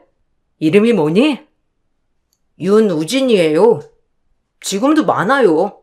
제가 오이를 못 먹는데 오이까지 먹어주는 친구들도 있어요. 그래서 가끔 고맙기도 하죠. 저와 닮은 것도 모자라 오이를 못 먹는 것마저 똑같다고 하니 꼬마에게 더욱 눈이 갔습니다. 참 신기하였죠. 그래서 눈물이 흘렀나 봐요. 꼬마 손님과 이런저런 대화를 하며 목적지에 다다랐을 무렵 전 너무 놀랐어요. 목적지에서 기다리고 있는 꼬마의 부모님은 저의 전남편과 재혼한 부인이었네요. 정말 충격적이었죠. 얼굴을 재빨리 숨기고 얼른 꼬마의 엄마라고 하는 사람에게 돈을 받고 서둘러 그 자리를 떠났습니다. 착실하게 인사를 하는 꼬마를 뒤로 한 채 말이죠. 그리고 꼬마와 그 부모님이 사라져갈 때쯤 다시 그 자리를 찾았죠. 그리고 깊은 생각을 했습니다. 저랑 이혼 후 한 4년 정도 뒤에 재혼을 했는데 아들이 8살이라뇨. 지금 딱 제 딸 나이가 8살이었거든요. 전 제가 알아봐야겠다 싶어 다음날 아이를 태웠던 초등학교 근처로 갔어요. 그리고 학교가 끝나기만을 기다렸다 아이가 나오는 모습을 발견할 수 있었습니다. 그리고 아이에게 접근했죠. 이 방법밖엔 없었거든요. 어머, 꼬마야. 아줌마 기억하니? 여기 네 손수건 돌려주러 왔어. 아무래도 우리 꼬마 손님 손수건인데 돌려줘야 할 것 같아서. 택시 아줌마다. 안녕하세요. 손수건은 안 주셔도 되는데. 감사해요. 근데 여기까지 이거 주러 오신 거예요? 꼬마의 말이 끝나기가 무섭게 아이의 머리카락을 뽑았어요. 그리고 그 머리카락을 가지고 온 지퍼백에 고이 보관하였죠. 아따가, 아줌마, 뭐 하시는 거예요? 제 머리털 지금 뽑은 거예요? 아따가워라. 왜 뽑으시는 거예요? 머리에 뭐가 많이 묻었네. 아줌마가 머리에 뭐 좀 떼주려고 하다가 모르고 잡아당겼어. 미안해. 아줌마, 이만 가볼게. 서둘러 자리를 떠났습니다. 그리고 제 머리카락을 뽑아 친자검사 의뢰를 맡겼어요. 아닐 거라고 생각했지만 지푸라기라도 잡는 심정으로 맡긴 거였어요. 상대방의 동의를 받지 않은 친자검사는 불법이었지만 어쩔 수가 없었네요. 그리고 일주일 후 친자검사 결과가 나왔죠. 정말 충격적이게도 아이와 저는 99% 친자검사가 일치하는 거였어요. 너무 충격이었고 제가 낳은 게 딸이 아니라 아들이었다니 뭐라 할 말이 없었죠. 그럼 전 딸을 낳았다는 핑계로 그 집에서 쫓겨난 것이니까요. 이가 부들부들 갈렸어요. 신우부터 시작해서 모든 것이 짜고 친 판이었고 남편조차도 그 판에 끼어든 것이니까요. 전 이제 제 모든 것을 걸고 아들을 뺏어올 계획을 세웠죠. 그리고 그 집구석은 제가 요절을 내리라 다짐했어요. 더 이상 울고 있을 수만은 없었죠. 전 철저히 조사했어요.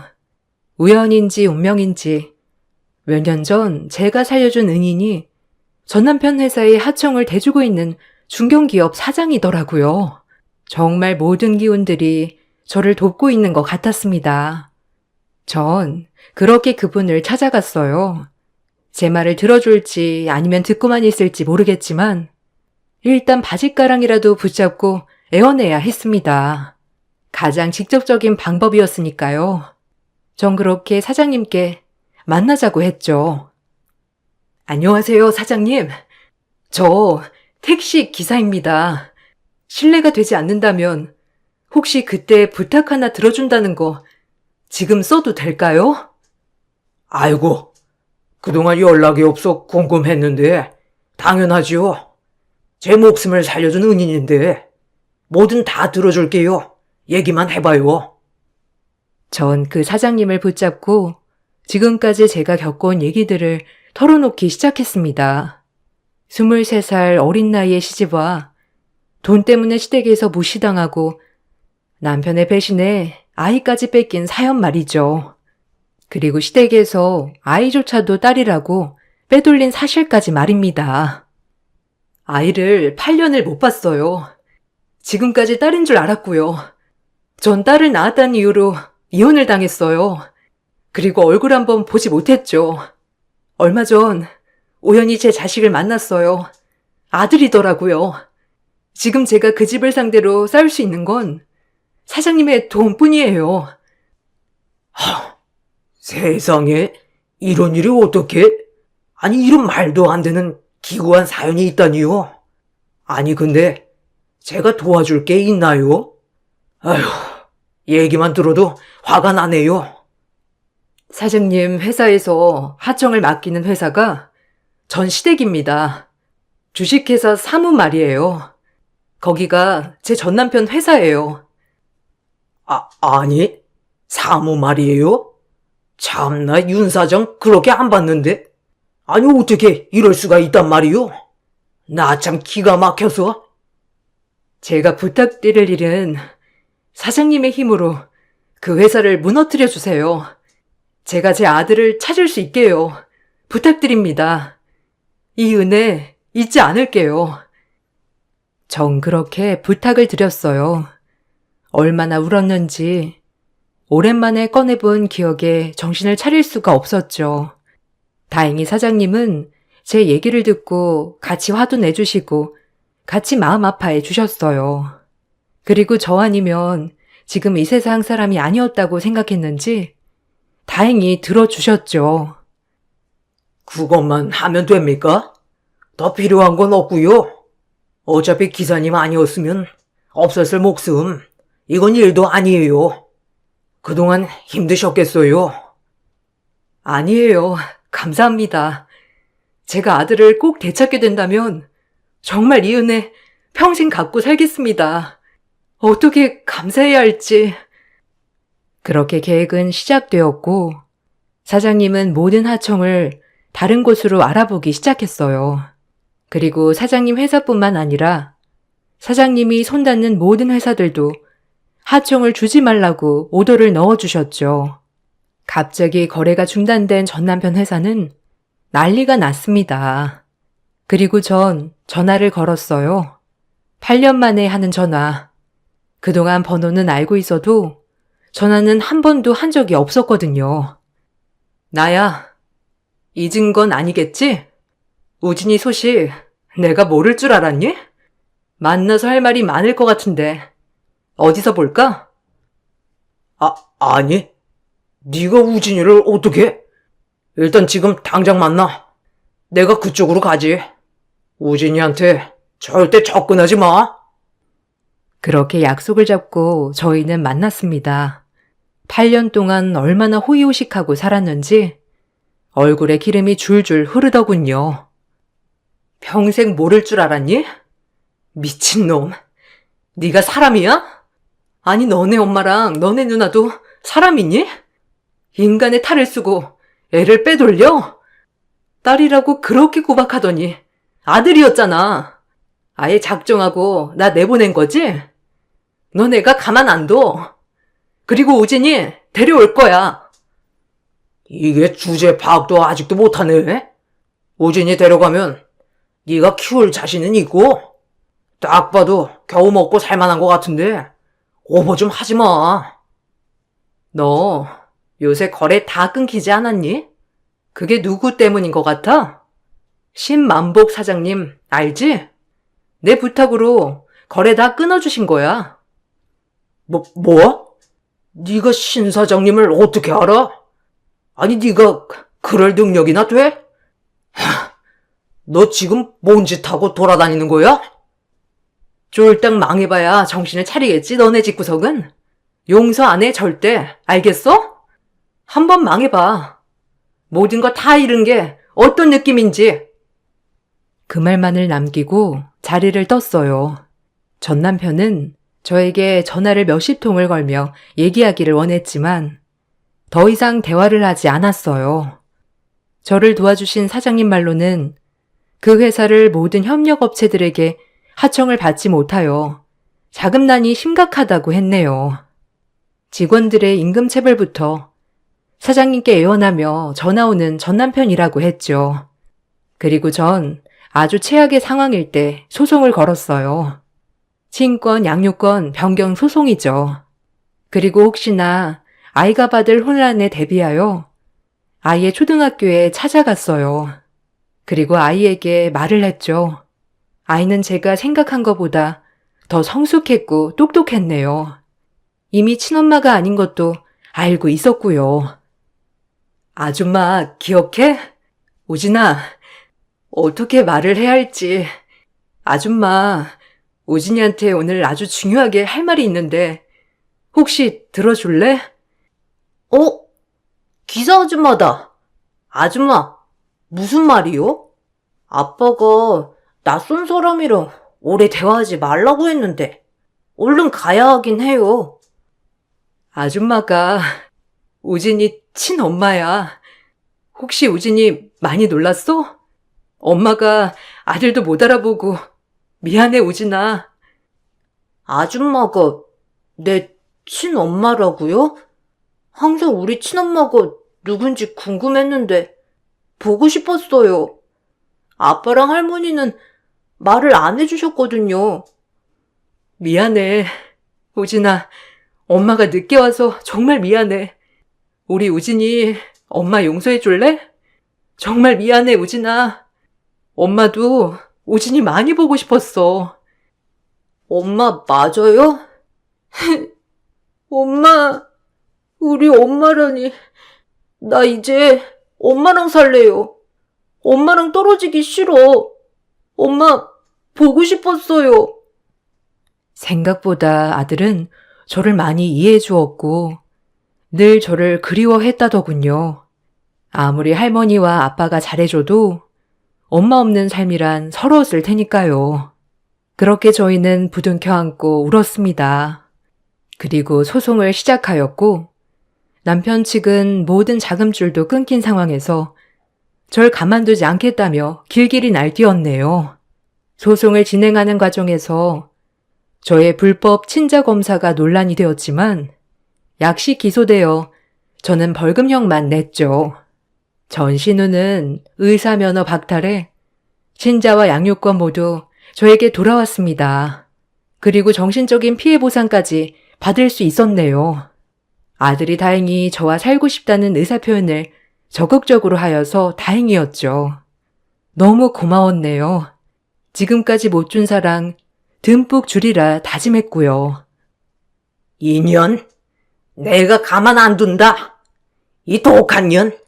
몇 년 만에 나타나서 애 엄마라고 애를 데려가려 해? 그동안 입히고 먹인 게 누군데? 아줌마, 착각도 자유야.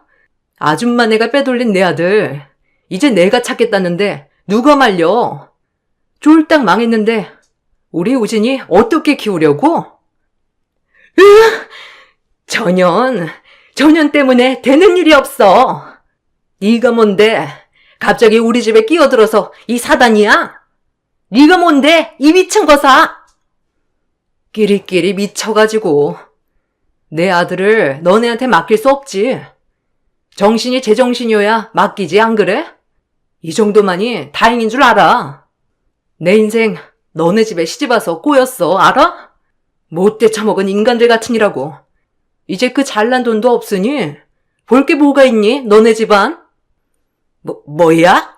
어디서 주둥이를 돌려 쪘단 게? 내가 가만히 있을 것 같아? 너 내가 가만 안 둬, 알겠어? 우리 장손을 네가 감히? 할머니, 고모, 그만하세요. 우리 엄마한테 욕하지 말라고요. 그럼 할머니랑 고모 미워할 거야. 우리 엄마 몰아세우지 마요. 오진아, 내다 네 할미. 어찌 그럴 수 있어? 우리 우진이를 내가 어떻게 키웠는데. 오진아, 이리 오렴. 당장 저 악마한테 떨어져.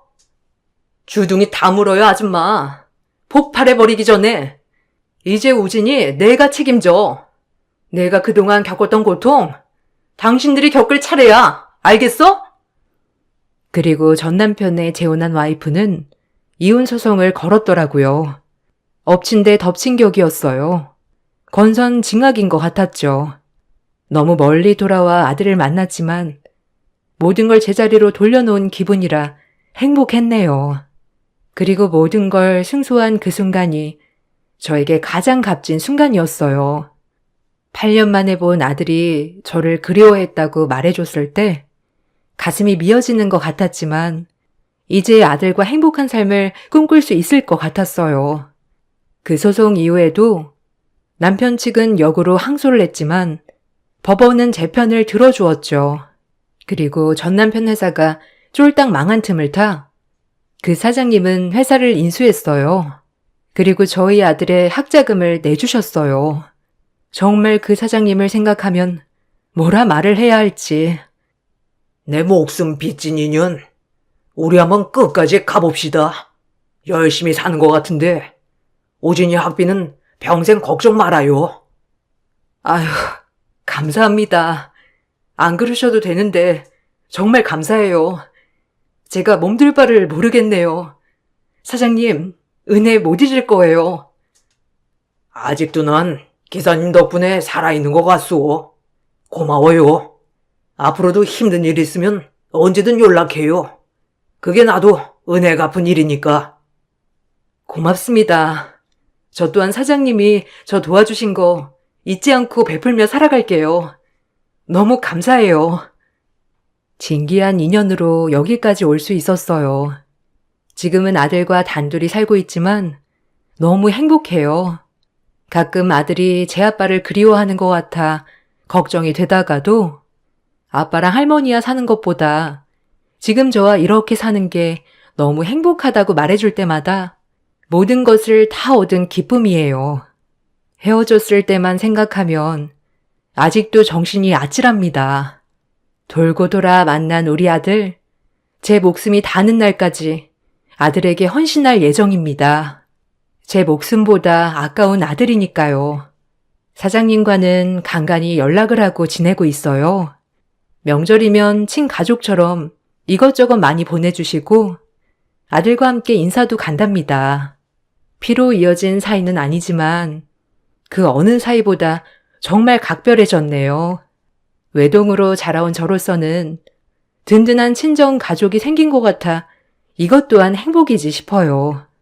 그리고 벌써 아들은 18살이 되었어요. 머리가 좋아 의대를 가고 싶다고 하는데 제 몸 다하는 날까지 아들을 훌륭한 사람으로 키워내고 싶네요. 제 글을 재밌게 읽으셨나요? 오랜만에 떠오른 추억 생각나는 대로 써봤는데 이젠 지나가버린 추억이 돼서 웃으면서 글을 쓸 수 있었어요. 귀한 시간 제 글 읽어주셔서 정말 감사합니다.